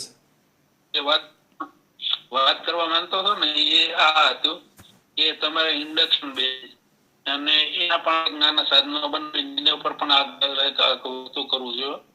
માવા માટે અહીંયા અમારા તળાજાની અંદર એના નાના સાધનો મશીનો બનાવ્યા. આ ગુજરાતમાં મોટા ભાગે એનો વપરાય છે. એક એનો પણ ઉપયોગ કરવો જોઈએ. અને ખાસ કરીને દૂધમાં જ્યારે હું એ કરું છું કે તમે સ્ટીમ બેઝ હીટ આપો. અહીંયા તમે કોઈ વખત સૌરાષ્ટ્રમાં તો 4 ગામ છે આખા, અને એમાં ખાસ કરીને અમારા સાંઢેડા કરીને છે ત્યાં બધા સ્ટીમ બેઝ આપીને પેંડા બનાવતા. તો થોડી મેં વધારે આપી દીધી પણ થોડી જરૂરી હતી એટલે મેં આપી છે. આભાર. ખૂબ ખૂબ આભાર ધ્રુવ સાહેબ. હવે પુરોહિત સાહેબને વિનંતી કે 2 શબ્દો કહેશે. ડૉક્ટર જૈન પુરોહિત સાહેબ. હા સાહેબ, જય જયંત્રી. અવાજ આવે છે? હા આવે છે, બોલો બોલો. હવે હું માનતો તો આમ તો એક વેબિનાર રાખવો પડે. શોર્ટમાં થોડું લઈશું પ્રાચીન પદ્ધતિ અને અત્યારની આધુનિક પદ્ધતિ. આધુનિક પદ્ધતિએ હરેક જગ્યાએ ઇકોનોમિકલ વધારે પડતી બચત થાય અને વસ્તુને ઝડપી બનાવવાની કોશિશ કરી છે. ત્યારે આપણા પ્રાચીન કાળના ઋષિ મુનિઓએ વસ્તુની સ્ટાન્ડર્ડાઇઝને વધારે મહત્વ આપ્યું છે. શાસ્ત્રના નિયમ પ્રમાણે કોઈ પણ વસ્તુ ચાસણી દ્વારા બનાવવામાં આવતી હોય તેમાં મુખ્યત્વે ઘીનો જ ઉપયોગ કરવો જોઈએ, તેલનો ઉપયોગ ના કરવો જોઈએ. અત્યારે સાહેબે વાત કરી હતી એટલે એના કેમિસ્ટ્રી બેઝ ઉપર નુકસાન નહીં કરશું, પણ આપણા શાસ્ત્ર પ્રમાણે આપણે જયારે મૂંગફળ, અડદિયા, પછી ગુલાબ જાંબુ જે કઈ આવી વસ્તુઓ બનાવવામાં આવતી હોય છે એની અંદર કોઈ પણ પદાર્થોને ઘીમાં તળીને ચાસણીમાં બુંદી છે એને એ રીતે નાખવાનું હોય છે. અને બીજી કોઈ વસ્તુ હોય શેકવાની વસ્તુ, જે કે એમાંથી મીઠાઈઓ બને જેમાં ઘીનો ઉપયોગ થતો હોય તો એ વસ્તુને આપણે ઘીમાં શેકી અને એની કણી પડે ત્યારે ઉપયોગ કરતા હોય છે. અત્યારે લીંબુના ફૂલ દ્વારા દૂધને ફાડવામાં આવે છે. આપણી પ્રાચીન પદ્ધતિ પ્રમાણે ફટકડી નાખી અને નેચરલ રીતે દૂધને ફાડીને એના પેંડા બનાવવામાં આવતા. અને એ જયારે 8 પેટ 10 પેટના પેંડા મેં મારી જાતે બહુ બનાવેલા છે, તો એ પેંડામાં છેલ્લે ઘી છૂટી જાય અને એ ઘી છૂટ્યા પછીના એ પેંડા તમે એનો જે સ્વાદ હોય છે આખો અલગ અને અનેરો હોય છે. અત્યારે ઘણી બધી વસ્તુ એની યીલ્ડ લાવવા માટે થઈને આરા લોટનો જે કંઈ વાપરતા હોય, પણ ઓરિજિનલ દૂધનો પેંડો ખાવો હોય તો દૂધને સંપૂર્ણ પ્રમાણે બાળી દૂધને ગરમ થાય એટલે દૂધ પાછું કન્વર્ટ ઘીમાં થઈ જાય ત્યાર પછી એને ખાવામાં આવે તો એનો જે સ્વાદ, એની સ્મેલ અને એની ઉપયોગિતા અને આપણા શરીરની અંદર એની જે પાચન શક્તિ અને ઉપયોગ ટોનિક તરીકે જે બોડીને એનર્જી આપવાની શક્તિ હોય છે ને એ સંપૂર્ણ પ્રમાણે આપણને મળતી હોય. બીજું, દૂધનો પુષ્કળ ઉપયોગ મારા 5 કે 7 વેબિનાર પાકશાસ્ત્રના છે જેમાં આપણે અશ્વગંધાથી લઈ અને તમામ પ્રકારના પાક બનાવ્યા છે. તો એ પાકની અંદર દૂધ અને ઘી મુખ્યત્વે રીતે આયુર્વેદની અંદર આપણે એનો ઉપયોગ કર્યો છે. 1 લીટર દૂધમાંથી, ગાયના 1 લીટર દૂધમાંથી 55 થી 57% માખણ નીકળે છે અને ભેંસનું 90%, એટલે કે 1 લીટરમાંથી 80 ગ્રામ 90 ગ્રામ જેટલું માખણ નીકળતું હોય છે. આ બેયનો ફેટનો રેશિયો આ રીતે હોય છે. એટલે ભેંસના દૂધમાંથી 800 ગ્રામ જેટલું ઘી બનતું હોય છે માખણ બનાવ્યા પછી, અને દૂધના દહીંમાંથી 600 થી 700 ગ્રામ ઘી બનતું હોય છે, કારણ કે એમાં ફેટનું પ્રમાણ ઓછું હોય છે. ઓરિજિનલ આપણી ઘીની પદ્ધતિ જે છે એ ઘીની આગળ તો કોઈ પણ ઘી ટક્કર મારી શકતો જ નથી. સાહેબે પણ એ રીતે આપણને લાસ્ટમાં સમજાવ્યું હતું, કારણ કે એક તો એમાં સંપૂર્ણપણે લેક્ટિક બેક્ટેરિયાની ગ્રોથ વ્યવસ્થિત રીતે એનું ડેવલપમેન્ટ થતું હોય છે. એની ગ્રોથ વધારે થતી હોય છે, કારણ કે દૂધને સવારે મેળવવામાં આવે અને બીજે દિવસે એનું સાંજે મેળવી અને બે દૂધને સાથે સવારે બીજે દિવસે એમાંથી એની દોણાની અંદર માટલાની અંદર દહીં બનાવી અને એ માટલાની ગોળીની અંદર એ દહીં નાખી રવૈયાથી હલાવી અને એમાંથી જે માખણ બનાવવામાં આવતું અને એ આપણી પદ્ધતિથી એમાં લેક્ટિક બેક્ટેરિયાની ગ્રોથ વધારે હોય એટલે આવા ઘી છે એ ખૂબ જ શરીરની શક્તિદાયક દવાના રૂપમાં અને બીજી રીતે જાણીએ તો એના જે અંદરના તત્વો છે એને પાચન શક્તિ આપણી ન હોય તો એ પાચન પણ ન થાય એટલા બધા હાર્ડ પ્રોસેસ તરીકે બનતા હોય છે. એને પણ રાખવાની પદ્ધતિ 100 વર્ષ જૂનું ઘી અને 20 વર્ષ જૂના ઘી પણ જોવા મળતા હોય છે. સમય આપણે હજુ ઘણી બધી વાતો બીજા લોકોને કરવાની છે, તો હું અહીંયા મારું બોલવાનું વક્તવ્યનો પૂર્ણ કરું છું. અસ્તુ. ખૂબ ખૂબ આભાર ડૉક્ટર જયંત પુરોહિત સાહેબ. હવે વૈદ્ય શ્રી વિનોદભાઈ ઠક્કર સાહેબને વિનંતી કે 2 શબ્દો કહે. ઠક્કર સાહેબ. જય ધન્વંતરી. આમ તો ધ્રુવ સાહેબે અને પુરોહિત સાહેબે અને ભવભૂતિ સાહેબ ત્રણેય બધું જ સારી રીતે સાંકળી લીધું છે. ઘણી વાર આપણે અહીંયા એક પ્રશ્ન થાય કે સાહેબ સારું ઘી કેવી રીતના અને સારું ઘી ક્યાં મળે, તો આજે જે ભવભૂતિભાઈ એક સેપરેટર વાળું મશીન બતાવ્યું ક્રીમ, એ ઘરે વસાવી અને આ પ્રશ્નનું સમાધાન કરી શકાય. એના માટે ભવભૂતિ સાહેબ જોડે સંપર્ક કરી અને કારણ કે ઘી આમ તો આપણા શાસ્ત્રમાં ઘીની જે વ્યાખ્યા બતાવી છે એલોડમ કૃત્વા ઘૃતમ પિબેત, અને આજે જે આખી પ્રક્રિયા ઘીની એમણે જે 4 પદ્ધતિઓ એમાં જે ત્રિસ્તરીય બતાવી એ પણ મારા માટે પણ થોડી સમજવા જેવી હતી, બધાના માટે ઉપયોગી હતી અને એનો યીલ્ડ એટલે આઉટપુટ સારું મળે જે એમના કથન મુજબ, તો એ સારું કહેવાય અને ઘરે બની શકે અને આ રીતે આપણે બધા જ લાભ લઈ શકાય. જે સેપરેટર મશીન સાથે એમણે જે બતાવ્યું એનો પ્રયોગ કરીને એક પ્રશ્ન જે કાયમ માટે કે સારું ઘી ક્યાંથી લાવવું, તો આપણે ઘરે બનાવી શકીએ. આજે આ એમાંથી એક આપણને દિશા મળી. બાકી તો બધું ત્રણેય મહાનુભાવે જે કીધું છે એટલે વિશેષ કંઈ નથી કેવું. અસ્તુ. જય ધન્વંતરી. જય ધન્વંતરી. ખૂબ ખૂબ આભાર. સરસ. ભવભૂતિ ભાઈ મહેતા સાહેબે તો સરસ વક્તવ્ય આપ્યું અને બધા જ પાસા એમને લગભગ આવરી લીધા છે. દૂધ અને દૂધની બનાવટો, શરૂઆતમાં દૂધના જે દૂધપાક, ખીર, બાસુંદી, રબડી, એ બધી જે વાનગીઓ છે દૂધની વાનગીઓ એની વિશે વિસ્તૃત માહિતી આપી. એ સિવાય જે દૂધનો માવો છે એમાંથી બનતી વાનગીઓ, દૂધના પેંડા અને બીજું દૂધમાંથી જે દહીં બનાવીને પછી અને ઘી બનાવવાની પદ્ધતિ પણ અલગ અલગ દેખાડી. અને ખાસ કરીને દૂધમાં જે શિયાળામાં દહીં બનતા વાર લાગે છે, તો શિયાળામાં દહીં બનાવવું હોય તો મહેતા સાહેબે કીધું કે એમ થોડુંક દૂધને ગરમ કરી અને થોડુંક મેળવણ વધુ નાખવું તો દહીં જલ્દી બનશે. નહીંતર દહીં બનતા શિયાળામાં વાર લાગતું હોય છે, જ્યારે ઉનાળામાં તો મેળવણ ઓછું નાખે તો પણ જલ્દી બની જતું હોય, કેમ કે એમાં લેક્ટોબેસિલસ બેક્ટેરિયા છે એ અમુક ટેમ્પરેચર હોય ત્યારે એ ખાસ સક્રિય બનતા હોય છે. એટલે ખાટી છાશ દહીં નાખવામાં હોય છે મેળવણ તરીકે, અને એ મેળવણ તરીકે અને બાકી જંગલી પદ્ધતિ પણ હોય છે અલગ અલગ. જેમ કે એક દૂધલો નામની વનસ્પતિ છે, તો એના ક્ષીરના ટીપા નાખીએ દૂધમાં તો પણ દૂધમાંથી દહીં જલ્દી બની જતું હોય છે. તો દૂધમાં સામાન્ય રીતે છાશના ટીપા અથવા દહીં નાખવામાં આવે છે, અથવા લીંબુ અથવા બીજું કંઈક મરચાંના બિયા નાખે તો પણ એવું કહે છે કે દહીં બની જતું હોય છે, મરચાંના બિયા. તો દૂધમાંથી દહીં બનાવવાની પદ્ધતિ અલગ અલગ હોય છે. દહીં અને યોગર્ટ વિશે પણ માહિતી આપી, અને ખાસ કરીને દૂધનો પાવડર બનાવવાની વિશે થોડીક માહિતી આપો મહેતા સાહેબ. દૂધનો પાવડર. હાજી સર, જો એ બહુ એટલે આપણે ઘરે તો ન બને દૂધનો પાવડર. નહીં એટલે એના વિશે સમજો. નહીં હું બધું સમજાવું. મારે શું થયું થોડોક સમય ઓછો છે એટલે મેં પછી થોડુંક ફાસ્ટ કર્યું. એક તો સૌથી પહેલા તો આપણે ઘીની થોડી વાત કરી લઈએ, પછી દૂધના પાવડર ઉપર જતા રહીએ. જે ત્રિસ્તરીય મેથડ છે સાહેબ, અમે લોકો ઘણી વાર ઘરે બી કરતા હોય છે, બહુ સિમ્પલ છે. એમાં ધારો કે અમે તો ઘરે બધું દેશી મેથડ થી કરતા હોય છે. તર ભેગી કરીએ મલાઈ, એમાં મેરવણ નાખીએ, બરાબર. પછી બીજા દિવસે મેરવણ જામી જાય એટલે દહીં જેવું થાય, પછી વલોઈ નાખીએ અને માખણ બને. માખણને અમે ગરમ કરીએ ને એ થોડું ગરમ કરવાનું, એટલે માખણ છે એ તમારું ઓગળી જાય. ઓગળી ગયા પછી શું કરવાનું, થોડું રૂમ ઘરે બહાર મૂકી રાખવાનું. પછી અમે ફ્રીજમાં મૂકી દઈએ.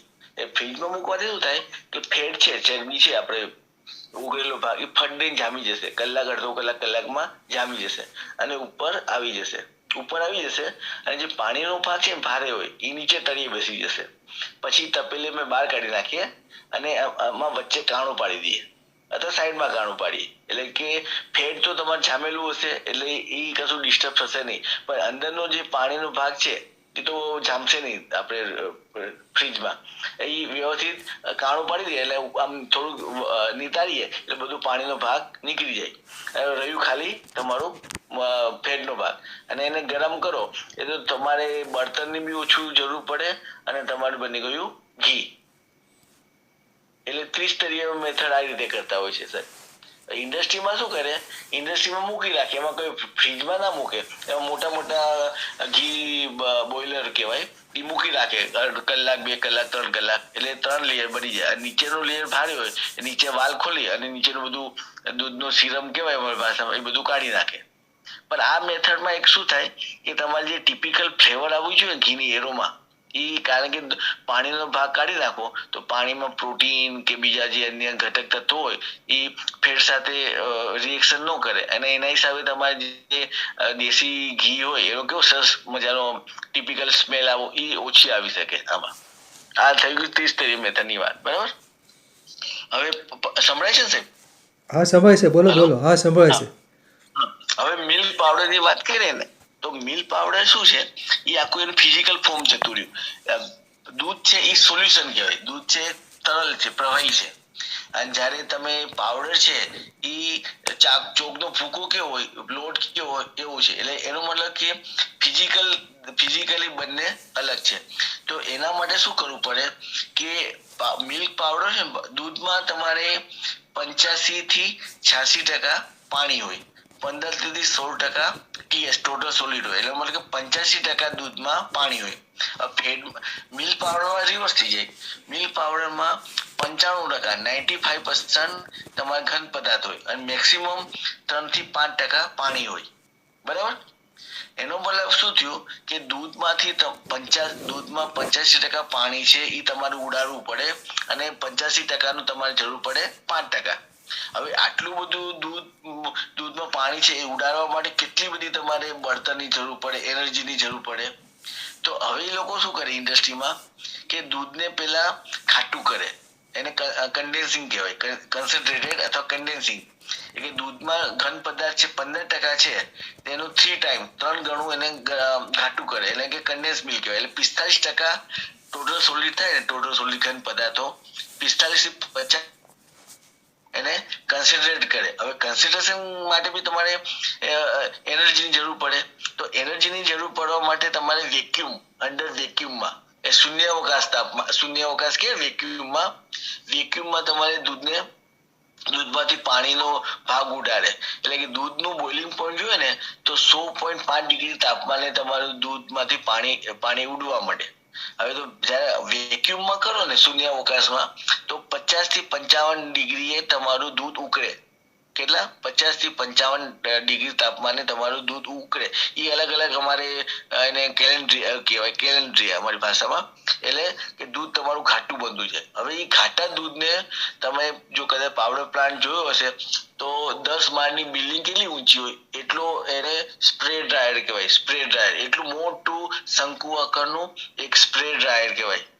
એ સ્પ્રે ડ્રાયરમાં નાની નોઝલ અથવા તો આપણે પાણીનો ફુવારો કેવો કરે પિચકારી, એ રીતે એ પિચકારીમાંથી આ ઘાટું દૂધને પસાર કરવામાં આવે.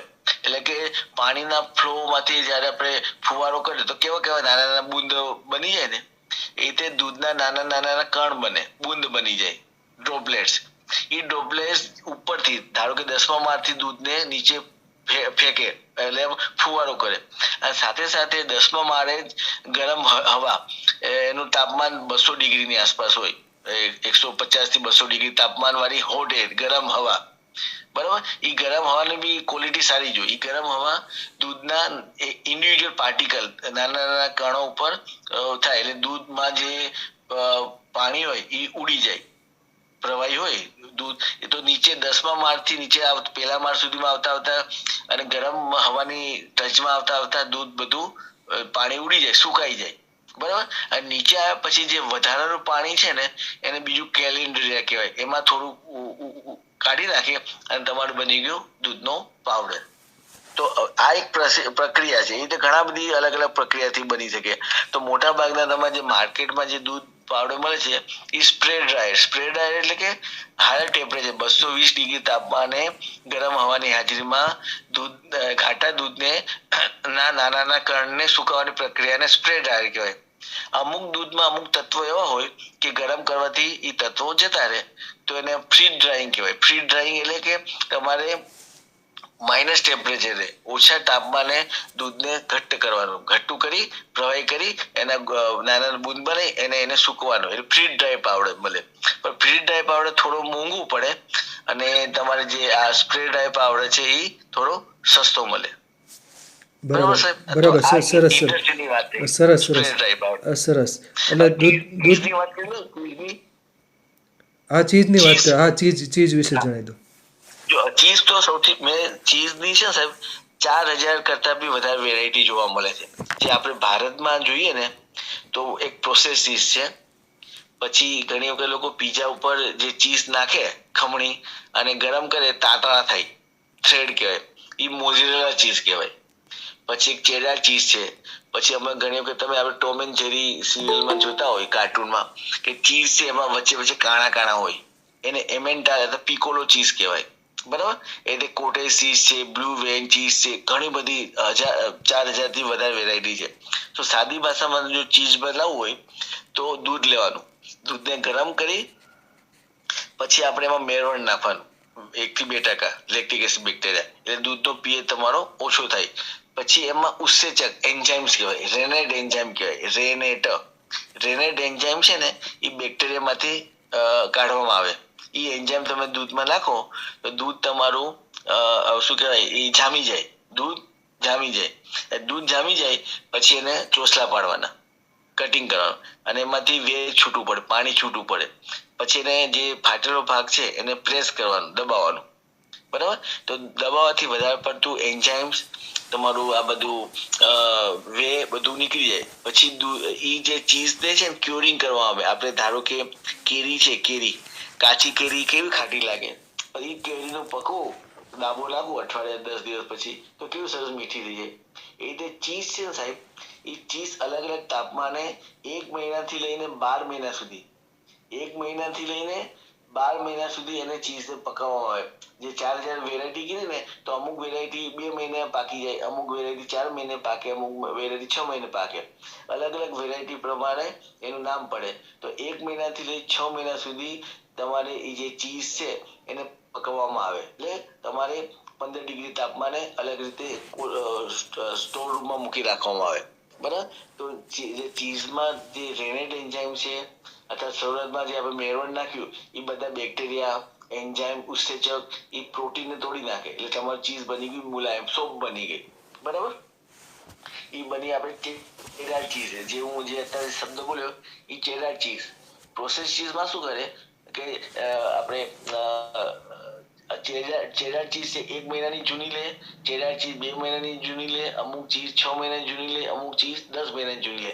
અલગ અલગ મેચ્યોરેશન વાળી ચીઝ બધી ભેગી કરે, એમાં એડિટિવ્સ નાખે, અલગ અલગ પ્રિઝર્વેટિવ નાખે અને ગરમ કરી બની ગયું પ્રોસેસ ચીઝ, બરાબર. આ ચીઝનો પ્રક્રિયા છે. સાદી ભાષામાં કહું તો આપણું જે પનીર છે, પનીર એને વેસ્ટર્ન પીપલ કોટેજ ચીઝ કહેવાય છે. એટલે પનીર એક પ્રકારનું ચીઝ કહેવાય, પણ ટેકનિકલી ખોટું છે. હું જ્યાં બોલું છું ટેકનિકલી ઇટ ઇઝ રોંગ, પણ લેમેનની ભાષામાં ખાલી સમજાવવું હોય તો આપણે કોટેજ ચીઝ એટલે પનીર એક પ્રકારનું કહી શકાય. પણ એમાં ઉત્સેચક ખાસ જરૂરી છે, એન્ઝાઇમ્સ નાખવું પડે, રેનેટ એન્ઝાઇમ. બરાબર. બરાબર, સરસ માહિતી સમજાયું, ચીજ વિશે સરસ સમજાયું. એક પાશ્ચરાઇઝેશન, લુઈસ પાશ્ચરે પ્રક્રિયા કરી, પાશ્ચરાઇઝેશન પ્રક્રિયા વિશે ટૂંકમાં સમજાવો. જો એકચ્યુઅલી શું છે, પેસ્ચ્યુરાઇઝર જે લુઈસ પાશ્ચર છે ને, એક વખત એના ગાર્ડનમાં બગીચામાં બેઠો હતો, તો ચા પીતો હતો. તો એના ઉપર એક ઝાડ હતું. તો ઝાડમાં જે લાર્વા હોય ને, ઈયળ એના લાર્વા હોય. તો એમાં જે આપણે રેશમના કીડા કહીએ ને, રેશમના કીડા એના ગરમ ગરમ ચામાં પડ્યા. અને ચામાં પડ્યા એટલે પછી એમાંથી થ્રેડ થયા, તાતરા થયા ને એ મરી ગયા. તો એને વિચાર્યું કે આ લાર્વા કેમ મરી ગયા. તો એને જોયું તો ચા ગરમ હતી. તો એ પરથી એને વિચાર્યું કે જો દૂધ આપણે કોઈ વસ્તુને ગરમ કરીએ તો અનવોન્ટેડ બેક્ટેરિયા હોય એ કેમ ના મરી જાય. તો એને શું કર્યું કે દૂધ છે, અથવા તો જનરલ દૂધ તો પછીથી આવ્યું, પછી એને અમુક લિક્વિડ લીધા, એને અલગ અલગ તાપમાને ગરમ કર્યા. તાપમાને ગરમ કરતા કરતા એ જોયું કે અમુક તાપમાને અને અમુક સમયે અમુક પ્રકારના બેક્ટેરિયા મરી જાય. એવું કરતા કરતા એને દૂધમાં અખતરો કર્યો. તો દૂધમાં એને જોયું કે પેસ્ચ્યુરાઇઝેશન એટલે કે પાશ્ચર, જે લુઈસ પાશ્ચર છે એનું નામ પરથી પેસ્ચ્યુરાઇઝેશન શબ્દ પડ્યો. તો એને દૂધને આમ તો પેસ્ચ્યુરાઇઝેશન સાદી વ્યાખ્યા જોઈએ તો 71.5 ડિગ્રી સેન્ટીગ્રેડ 71.5 ડિગ્રી તાપમાને 15 સેકન્ડ સુધી તમે દૂધને ગરમ કરો તો દૂધમાં જે પેથોજન છે, જે હાર્મફુલ બેક્ટેરિયા છે, જે આપણને નુકસાન કરતા બેક્ટેરિયા, એ બધા મરી જાય. એના પરથી આ પેસ્ચ્યુરાઇઝેશન શબ્દ વાપર્યો. અને હવે ઇન્ડસ્ટ્રીમાં જો તો દૂધને સતત તમારે ગરમ કરવું પડે. એને LTLT પાસ્ચ્યુરાઇઝેશન, લો ટેમ્પરેચર શોર્ટ ટાઈમ, LTST. બીજું આવશે કે 63 ડિગ્રી તાપમાને, 63 ડિગ્રી તાપમાને 30 મિનિટ સુધી જો તમે દૂધને ગરમ કરો તો બી એ પાસ્ચ્યુરાઇઝેશન જ કહેવાય. પેસ્ચ્યુરાઇઝેશનમાં દૂધને ગરમ કરી ઇમિડિયેટલી ઠંડુ કરવું 5 ડિગ્રીએ, એ આખી પેસ્ચ્યુરાઇઝેશનની વ્યાખ્યા થઈ. હવે મને કઈ રીતે ખબર કે દૂધમાં બેક્ટેરિયા મરી ગયા કે નહીં, એના માટે અલગ અલગ ટેસ્ટ આવે, એ તો અત્યારે નથી ચર્ચા કરું. ટૂંકમાં પેસ્ચ્યુરાઇઝેશનની વાર્તા. બરાબર, સરસ સમજાયું. બીજું SNF વિશે તમે વાત બોલ્યા તે શબ્દ, તો એનું ફૂલ ફોર્મ, એના વિશે માહિતી આપો. એટલે મેં આગલા 2 વેબિનારમાં મેં સમજાવી દીધું, તેમ છતાં ફરીથી સમજાવું. દૂધ છે, દૂધ એમાં મેં સાદી ભાષામાં સમજાવું તો દૂધ છે એમાં 85%, ધારો કે 85% પાણી છે, તો બાકીનું શું વધ્યું 15% ઘન પદાર્થ, એટલે ટોટલ સોલિડ કહેવાય, TS. 15% TS વધ્યું. આ TS ના પાછળ 2 ભાગ પાડીએ કે ગાય, ધારો કે દૂધ છે, ગાયનું દૂધ હોય તો 4 થી 5% ફેટ છે, ધારો કે 4% ફેટ છે, તો રિમેનિંગ જે બાકી રહ્યું 8 થી 10% એને SNF, સોલિડ નોટ ફેટ, ઘન પદાર્થ છે પણ ફેટ વિનાનું છે, એને SNF, solid not fat. SNF એટલે એ થયું. SNF માં શું આવે, પ્રોટીન આવ્યું, લેક્ટોઝ આવ્યું, મિનરલ્સ આવ્યું, વિટામિન્સ આવ્યું, એ SNF નો ભાગ છે. ખ્યાલ આવી ગયો sir? SNF, solid not fat. Okay, સરસ રહ્યું વક્તવ્ય. અને ખાસ કરીને જે દહીં બનાવવામાં ને જે સમજાવ્યું એ પણ સરસ રહ્યું. પનીર માટેનું સરસ રહ્યું. અને બીજું વે વિશે થોડીક માહિતી આપી દો. વે એમાંથી શું બની શકે? જો સૌથી પહેલા તો વેની વાત કરીએ ને તો આપણે ઘરે દેશી ભાષામાં કહીએ તો તમે છાશ બનાવી હોય, ધારો કે છાશને તમે મૂકી રાખો થોડા સમય સુધી, તો ઉપર છે ને આપણે આસ કહીએ ને, આસ એ લીલા કલરનું પાણી આવે, આસ કહીએ એને આપણે વે કહેવાય. અથવા તો બીજી રીતે વાત કરું કે તમે દૂધને ફાડી નાખો લીંબુનું ફૂલ નાખીને, ગમે તે રીતે, તો ફાટેલો ભાગ અને બીજું પાણી જેવું ભાગ નીકળે, લીલાશ પડતું.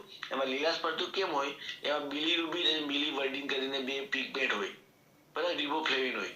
જે વે પ્રોટીન હોય, એમાં રિબોફ્લેવિન, બિલીવર્ડિન, જે આપણે જે આયુર્વેદિક ડોક્ટરો વધારે ખ્યાલ હશે કે જોન્ડીસ કે એની સાથે કઈ સંકળાયેલું હોય તો એના કારણે રિબોફ્લેવિનના કારણે તમારું વેનો કલર લીલાશ પડતો જોવા મળે છે.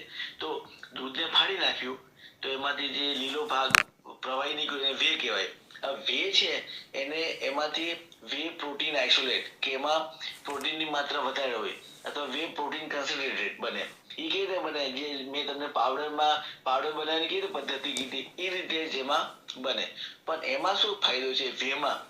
વેમાં તમારે લાઇસોઝાઇમ, ઇમ્યુનોગ્લોબ્યુલિન, લેક્ટોપેરોક્સિડ, અલગ પ્રકારના લેક્ટોફેરિન, ઘણા પ્રકારના શું કહેવાય ઘટક તત્વો હોય કે વે ખાવાથી સાહેબ તમારે રોગ પ્રતિકારક શક્તિ વધે. અને આમ જોઈએ તો ભગવાન કેટલો દયાળુ છે કે આપણે પ્રોટીનની વાત કરીએ ને, પ્રોટીનમાં કેસીન અને વે પ્રોટીન હોય. તો પ્રોટીનમાં કેસીન 20% હોય અને પ્રોટીનમાં 20% વે હોય. પણ ભગવાને માતાના દૂધમાં આ રેશિયો રિવર્સ આપ્યો છે. 30% કેસીન હોય અને 70% વે હોય. એનો મતલબ કે વેમાં તમારે રોગ પ્રતિકારક શક્તિ ઘણી હોય છે, તમારે એનર્જી પ્રોવાઈડ કરે, શક્તિ આપે, એન્ટીબેક્ટેરિયલ જે બેક્ટેરિયા હોય, પેથોજન હોય, વાયરસ હોય, એ બધાને હણવાની બી એનામાં શક્તિ હોય છે. એટલે કે વેમાંથી વે પ્રોટીન, વેમાંથી ચીઝ બી લોકો બનાવતા હોય છે, વેનું પીણું બનાવતા હોય છે. મેં શિખરમાં વાત કરી કે તમારે જે આસ નીકળે ને એટલે કે લીલા જેવું પાણી, એને તમે થોડું ગરમ કરો, એની અંદર ખાંડ નાખો, મીઠું નાખો અથવા તો સ્વાદ અનુસાર જીરું નાખી અને ઠંડુ કરી પીવો તો બી વેમાં એ સારું હોય છે. વેમાં વોટર સોલ્યુબલ વિટામિન બી હોય, B12. ઘણી વાર લોકો કહેતા B12 ની ખામી પડી ગઈ, તો વેને તમે ફર્મેન્ટ કરો ને, મેળવણ નાખી 5 કલાક મૂકી રાખો, છે વધુ ખાટું થઈ જાય તો જે B12 ની ઉણપના હિસાબે બી આ વે તેમનું ગરજ સારે, એટલે કે એમને મટાડવામાં ઉપયોગ થાય. બરાબર, સરસ. હા, સરસ. એટલે આમ તો દૂધની બનાવટોમાં B12 તો હોય જ છે. અને બીજું જે દૂધનો પાવડર છે તો એનો ઉપયોગિતા વિશે થોડુંક જણાવો. દૂધનો પાવડરમાંથી દૂધ બનાવી અને ચા પણ બનાવતા હોય છે. જ્યાં દૂધ બગડી જતું હોય અથવા તો સાચવી શકવા માટે સાધનો ન હોય તો ત્યાં પછી દૂધનો પાવડર નું પાણી નાખી, દૂધમાં પાવડર ગરમ કરી અને પછી એનું દૂધ બનાવતા અને દૂધમાંથી પછી ચા બનાવતા હોય છે. તો મિલ્ક પાવડરની ઉપયોગિતા વિશે થોડીક માહિતી આપો ટૂંકમાં. જો સૌથી પહેલા તો આપણે શું છે કે એવી માન્યતા ગામડાઓમાં આપણા લોકોમાં કે ડેરી વાળા દૂધ આપે છે પણ દૂધમાં તો પાવડર નાખીને આપે છે, ફલાણું કરે છે, ઢીકણું કરે. ઓકે, પાવડર નાખે છે પણ એ કેમ નાખે છે કે મેં તમને આપણે કદાચ આગલા 2 વિડીયો મેં થોડુંક ચર્ચા કરી હતી પણ અત્યારે કરી લઉં કે દૂધ છે એ તમને બજારમાં અલગ ટાઈપ્સના મળે છે. ધારો કે અમૂલ શક્તિ છે, અમૂલ ગોલ્ડ છે, અમૂલ તાજા છે, અમૂલ સ્લિમ એન્ડ ટ્રીમ છે. ધારો કે ગોલ્ડ ની વાત કરીએ તો 6% ફેટ, 9% SNF. અમૂલ શક્તિની વાત કરીએ તો 4.5% ફેટ, 8.5% SNF. પછી તાજા, અમૂલ તાજા તો એમાં એને ટોન મિલ્ક કહેવાય, 3% ફેટ, 9.1% SNF. તો એનો મતલબ શું કે તમે દૂધ જ્યારે તમારે ઇન્ડસ્ટ્રીમાં આવે તો એમાં ફેટ ટકા અલગ હોય અને SNF બી પર્સન્ટેજ અલગ હોય. બરાબર. હવે તમે માર્કેટમાં દૂધ વેચ્યું છે તો દૂધ વેચવા માટે ઘણી વખત તમારે SNF નું પ્રપોર્શન ઘણી વખત ઓછું હોય. બરાબર. તો એવું દૂધ તમે ઓછા SNF વાળું દૂધ તમે જો બજારમાં મોકલો, વેચો તો એ તમારે કાયદાકીય ધારાધોરણ મુજબનું બનતું નથી. હવે તમારે સરકારના નિયમ છે, ધારાધોરણ છે, એ તમારે ફૂલફિલ કરવા માટે ઘણી વખત દૂધમાં સ્કીમ મિલ્ક પાવડર નાખતા હોય છે. એટલે to increase the SNF, solid not fat, વધારવા માટે તમારે. બરાબર. પણ એ કોઈ ભેળસેળ નું આવતું નથી. ભેળસેળના કાયદામાં ડેફિનેશન આવતી નથી અને એ ખોટું બી નથી. દૂધની જ વસ્તુને હું સૂકવી દૂધનો પાવડર દૂધમાં જ નાખું છું, એને સ્ટાન્ડર્ડાઇઝેશન કહેવાય. એને અમારી ભાષામાં સ્ટાન્ડર્ડાઇઝેશન, ઇટ ઇઝ પરમિટેડ. એમાં કોઈ ભેળસેળ આવતી નથી. આ જે સુરતમાં બહુ માન્યતા હતી કે દૂધ છે ડેરીનું ફલાણું ઢીકણું બધું નાખે છે, ફેટ કાઢી નાખે છે, પાવડર નાખે છે, તો આ માન્યતા ક્લિયર થઈ ગઈ.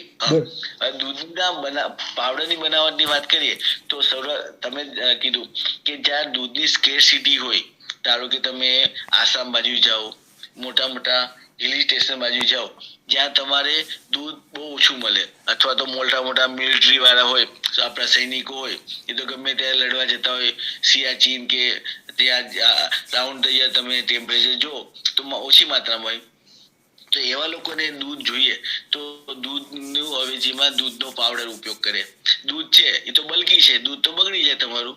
તમે 1 લીટર 2 લીટર દૂધ લો તો આખું તમારું તપેલી ભરાઈ જાય, પણ 1 કિલો કે 2 કિલો પાવડર લો તો હાવ નાની બેગમાં સમાઈ જાય. એક તો તમારું ટ્રાન્સપોર્ટેશન બચી ગયું, તમારી જે એનર્જી ઓલું જે થેલા છે એમાં બચી ગયા.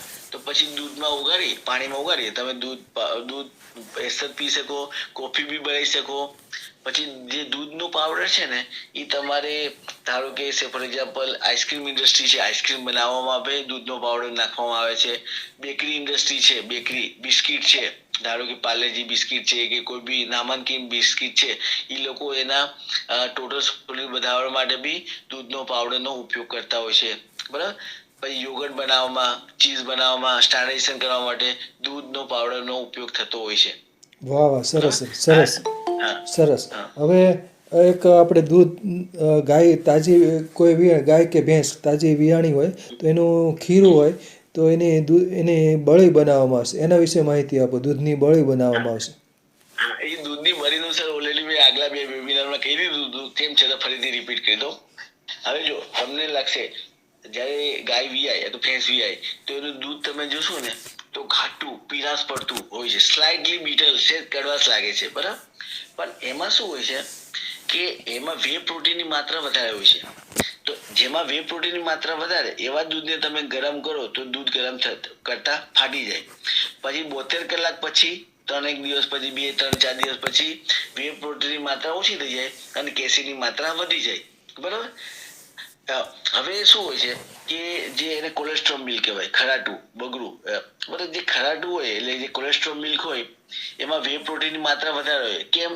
કારણ કે ભગવાનને ખબર છે કે નાનું જન્મેલું બચ્ચું છે એની રોગ પ્રતિકારક શક્તિ ઓછી હશે. હવે એને રોગ પ્રતિકારક શક્તિ વધારવા માટે માતાનું દૂધ જોઈએ. હવે માતાના દૂધમાં વે પ્રોટીનની માત્રા વધારે હોય તો વે પ્રોટીનની માત્રામાં ઇમ્યુનોગ્લોબ્યુલિન, લેક્ટોફેરિન, જે તમારે જે બેક્ટેરિયા છે એમાંથી આયરન ખેંચી નાખે, એટલે કે બેક્ટેરિયા બધાને મારી નાખે. તો એટલે વે પ્રોટીનની માત્રા વધારે છે. હવે એવા દૂધમાં હું થોડું મોરસ ખાંડ નાખી દઉં અને એ દૂધને હું ગરમ કરું તો બની ગઈ આપણું સરસ મજાનું શું કહેવાય કોલેસ્ટ્રોલનું પ્રોડક્ટ. હવે પણ ઘણી વખત આયુર્વેદમાં એવું કહે છે કે જો બળી તમે ખાઓ એના ઉપર પાણી પીવો તો ઘણી વખત પેટમાં દુખે, ચૂક આવે, એ કદાચ પચવામાં કદાચ ભારે શકે. હા બરાબર છે, વાત બરાબર છે. લોકો હવે શું કરે છે, કોલેસ્ટ્રોલ મિલ્ક પાવડર બી બજારમાં મળતો થઈ ગયો છે. એટલે કે ગાય વિયાય એટલે એ દૂધ લે, એને પાવડર બનાવી દે અને રેડીમેડ પાવડર બી બજારમાં મળે છે તમને. બરાબર, સરસ. ઠક્કર સાહેબ હાથ ઊંચો કર્યો છે, બોલો ઠક્કર સાહેબ પ્રશ્ન. વૈદ્ય શ્રી વિનોદભાઈ ઠક્કર સાહેબ. જે સાહેબે વે વોટરની વાત કરી પનીરની બનાવટમાં, બીજી બધી બનાવટમાં, મારે થોડુંક એના ઉપર થોડી વાત કરવી હતી કે વે વોટર જેને દૂધની માફક નથી આવતું અથવા તો દૂધ પીધું જ ના હોય ને એલર્જી હોય, તો એવા વ્યક્તિને વે વોટર નો કેટલો લાભ લઈ શકાય અને એનો કેટલો એને કામમાં આવે એવું એ જરાક જો ધ્યાનમાં આપ સ્પષ્ટતા કરો તો વધારે સારું. જો હવે એવા લોકોને વે જરાય પીવાય જ નહીં, કારણ કે જે અમુક લોકો છે ને દૂધ, મેં આગલા 2 મારા વેબિનારમાં આનું બી ચર્ચા કરી લીધી, કદાચ ફરીથી હું કરી દઉં. હવે દૂધ છે ને અમુક લોકોને દૂધ પીએ એટલે ડાયરિયા થઈ જાય, પેટમાં આંટી આવે, ચૂક આવે, ઘણી વખત વોમિટિંગ બી થાય. તો એમાં દૂધમાં લેક્ટોઝ હોય. શું હોય? દૂધમાં એક પ્રકારની ખાંડ, શર્કરા, જે દૂધનું ગળપણ લેક્ટોઝના કારણે. હવે આપણા પેટમાં લેક્ટોઝ છે એ ડાયસેકેરાઇડ છે. લેક્ટોઝ કેવી રીતે બને? ગ્લુકોઝ વત્તા ગેલેક્ટોઝ 2 મોનોસેકેરાઇડ ભેગી થાય અને એમાંથી લેક્ટોઝનો અણુ બને. એ લેક્ટોઝનો અણુ મોટો છે. હવે જ્યારે તમે દૂધ પીવો તો લેક્ટોઝનો અણુ આપણા ઇન્ટેસ્ટાઇનમાં, આંતરડામાં જાય. તો આપણે આંતરડામાં લેક્ટેસ એન્ઝાઇમ હોય, બીટા ડી ગેલેક્ટોસિડેઝ એન્ઝાઇમ, એક પ્રકારનો ઉત્સેચક હોય. એ લેક્ટોઝને શું કરે, તોડી નાખે અને એમાંથી ગ્લુકોઝ અને ગેલેક્ટોઝના નાના નાના અણુ બનાવે. એ જે ગ્લુકોઝ અને ગેલેક્ટોઝના નાના નાના અણુ તમારા ઇન્ટેસ્ટાઇનમાં જઈ આખા તમારા બોડીમાં મેટાબોલિઝમ થાય. પણ અમુક લોકોને અમુક પેશન્ટ હોય એને જન્મતા લેક્ટોઝ ઇન્ટોલરન્સ એટલે દૂધ જે લેક્ટેસ એન્ઝાઇમ છે અથવા બીટા ડી ગેલેક્ટોસિડેઝ એન્ઝાઇમ ઈ એમના શરીરમાં ના હોય અથવા તો એની એક્ટિવિટી ઓછી હોય, તો એવું દૂધ જો એ લોકો પીવે, બરાબર, તો એ લેક્ટોઝ તમારા ઇન્ટેસ્ટાઇનમાં જ પડ્યું રહે, આંતરડામાં જ પડ્યું રહે, સ્ટમકમાં જ પડ્યું રહે. તો આપણે ઇન્ટેસ્ટાઇનમાં ઇકોલાઈ, ઇસ્ટ્રેચિયા કોલાઈ કરીને બેક્ટેરિયા હોય, એનું ફર્મેન્ટેશન કરે, એટલે કે તમારે ગેસ થઈ જાય, ડાયરિયા થઈ જાય, રિટેન્શન થાય, વોટર હાઇડ્રેશન થાય, બરાબર. એ લેક્ટોઝ વાત થઈ. હવે જ્યારે તમે દૂધને ફાડો તો દૂધને ફાડો એટલે અથવા તો વે મળે, તો વેમાં શું હોય, વે પ્રોટીન અને સોલ્યુબલ લેક્ટોઝ બી હોય. એટલે વેમાં તમે જો તો લેક્ટોઝનું પ્રમાણ વધારે હોય, તો ઓલમોસ્ટ 4% જેટલું, જે દૂધમાં હોય એનું લગભગ ઓલમોસ્ટ 4.5% દૂધમાં હોય તો 4% જેટલું તો તમારે વેમાં જ આવી ગયું. તો એવું દૂધ, એવું લેક્ટોઝ જો તમે પેશન્ટને પાવો તો એને અવશ્ય ડાયરિયા થાય, પેટમાં ચૂગ આવે ને આવે. તો લેક્ટોઝ વે છે એવા પેશન્ટ અથવા તો એવા દર્દીને તમારે વે આપી શકાય નહીં. પણ જો લોકોને દૂધ જ પીવું હોય તો આઈધર તમે એને ફર્મેન્ટેશન કરી દહીં આપો, અથવા તો હવે તો લેક્ટોઝ ફ્રી મિલ્ક આવે છે, એટલે કે દૂધમાંથી ROUF રિવર્સ ઓસ્મોસિસ અલ્ટ્રા ફિલ્ટ્રેશનની પદ્ધતિથી લેક્ટોઝ દૂર કરી નાખો દૂધમાંથી, અને એવું દૂધ તમે પેશન્ટને આપો તો ચાલી શકે. વાહ વાહ, સરસ સરસ સરસ માહિતી આપી. ખૂબ ખૂબ આભાર ડૉક્ટર ભવભૂતિભાઈ મહેતા સાહેબ. આ લોટ બાંધવામાં એવું કહેવાય કે વે વોટર નાખીને જો લોટ બાંધવામાં આવે તો એ લોટ, બાંધેલા લોટમાં એના ફર્મેન્ટેશન થી એને બહુ સારો ફાયદો થાય છે. તો એના ઉપર જરાક પ્રકાશ આપશો સાહેબ? જરૂર જરૂર. આ તો અમારો મુખ્ય વિષય છે. જો હવે શું છે, ઇન્ડસ્ટ્રીમાં શું થાય, આપણે ચીઝ બનતું હોય અથવા પનીર બનતું હોય તો એમાંથી આ વે નીકળતું હોય, બરાબર. હવે વે બધું જાય છે ગટરમાં. ક્યાં જાય છે? ગટરમાં. ગટરમાં જાય તો એમાં તમારે વાસ મારે, બીઓડી, બાયોલોજિકલ ઓક્સિજન ડિમાન્ડ, તમારું પ્રદૂષણ થાય. તો એના માટે GPCB Gujarat pollution control board વાળે એક ધારાધોરણ બનાવ્યું કે તમે બધું જે એફ્લુઅન્ટ છે, ડેરીનું બધું કચરો, એ તમે એમને ફેંકી શકો નહીં, તમારે ટ્રીટમેન્ટ આપવી પડે. હવે પછી જોતા આવ્યું કે વે છે એ વધારે પડતું પોલ્યુશન કરે, બરાબર. એટલે વર્ષો પહેલા શું કરતું, વેને લોકો ગટર તરીકે ઉપયોગ કરતા, પણ ધીમે જેમ સંશોધન થતું ગયું એમ ખબર પડી વેને ગટર ટુ ગોલ્ડમાં ટ્રાન્સફર કર્યું. શેમાં? ગટર ટુ ગોલ્ડ, સોનું. એનો મતલબ કે વેને છે ને તમે લોટ બાંધવામાં, ધારો કે આપણે લોટ બાંધવો હોય તો પાણી નાખીએ છીએ, એની જગ્યાએ તમે વેજ નાખો તો એટલું પાણીનું બચત થઈ ગઈ અને વેમાં જે ન્યુટ્રિયન્ટ છે એ ઉપયોગ થઈ શકે. એના ઉપર અમે શું રિસર્ચ કર્યું કે જે બેકરી ઇન્ડસ્ટ્રી છે ને એમાં તમે નાઈન ખટાઈ, પછી આપણે પીઝાનો બેઝ બનાવતા હોય, પછી નાના આપણે આ ખારી છે, પપ છે, એ બધું મારી સાથે એક નોકરી કરે છે સતીશભાઈ પરવાર, એનો PhD માં આ જ વિષય હતો. એને અમે લોકો શું કર્યું કે વે લીધું, બરાબર, પછી અમે એમાં બેકરીનું જે ઇન્ગ્રેડિયન્ટ, મેંદુ હોય કે ઘઉં હોય, એની અંદર પાણી નાખ્યું, એમાંથી બેકરીની આઈટમ બનાવી, અને બીજો બેચમાં શું કર્યું, એ જ વસ્તુમાં અમે વે નાખ્યું અને બંનેનો તફાવત જોયો. તો એમાં શું મળ્યું કે પાણીથી બનાવેલી નાન ખટાઈ છે અથવા તો બ્રેડ છે એની સોફ્ટનેસ ઓછી હતી, પણ અમે લોકો વેમાંથી બનાવી તો એની સોફ્ટનેસ સરસ બની, ટેસ્ટમાં બી સરસ આવ્યો, અને બીજો ફાયદો શું, એમાં ન્યુટ્રિશનલ વેલ્યુ એમાં વધી ગઈ. તો તમારે આ તમે જે કીધું બહુ સારું કીધું, તમે લોટમાં બાંધવામાં બી ઉપયોગ કરી શકાય. વાહ વાહ, સરસ સરસ. બીજું એ આપણે જે શું કે કેટલાક લોકો બાજરાના રોટલા બનાવતા હોય છે, તો એમાં છાશ નાખીને, પાણીને બદલે છાશ નાખીને રોટલા બનાવતા, તો રોટલા સરસ ટેસ્ટી પણ બનતા હોય છે. તો એના વિશે થોડુંક પ્રકાશ. એટલે રોટલાનો તો મને બહુ અનુભવ નથી, પણ ધારો કે રોટલા બનાવવા માટે છાશ નાખીને બનાવતા હોય તો છાશ છે એ તો ઓલરેડી ફર્મેન્ટેડ પ્રોડક્ટ છે, બરાબર. લેક્ટોઝ તૂટી ગઈ, લેક્ટિક એસિડ બેક્ટેરિયા, પછી જે સારા બેક્ટેરિયા છે એના બી અવશેષો હોય એ બી આપણે ફાયદાકારક થાય છે. બરાબર. એનો મતલબ કે તમારે જે પ્રોટીન હોય ને, પ્રોટીન એ તૂટી જાય, એમાંથી બાયોએક્ટિવ પેપ્ટાઇડ બને, અને બાયોએક્ટિવ પેપ્ટાઇડ તમે ખાઓ ને તો તમારા શરીરના બંધારણ માટે ખૂબ સારું ભાગ ભજવે. એનો મતલબ શું થયું કે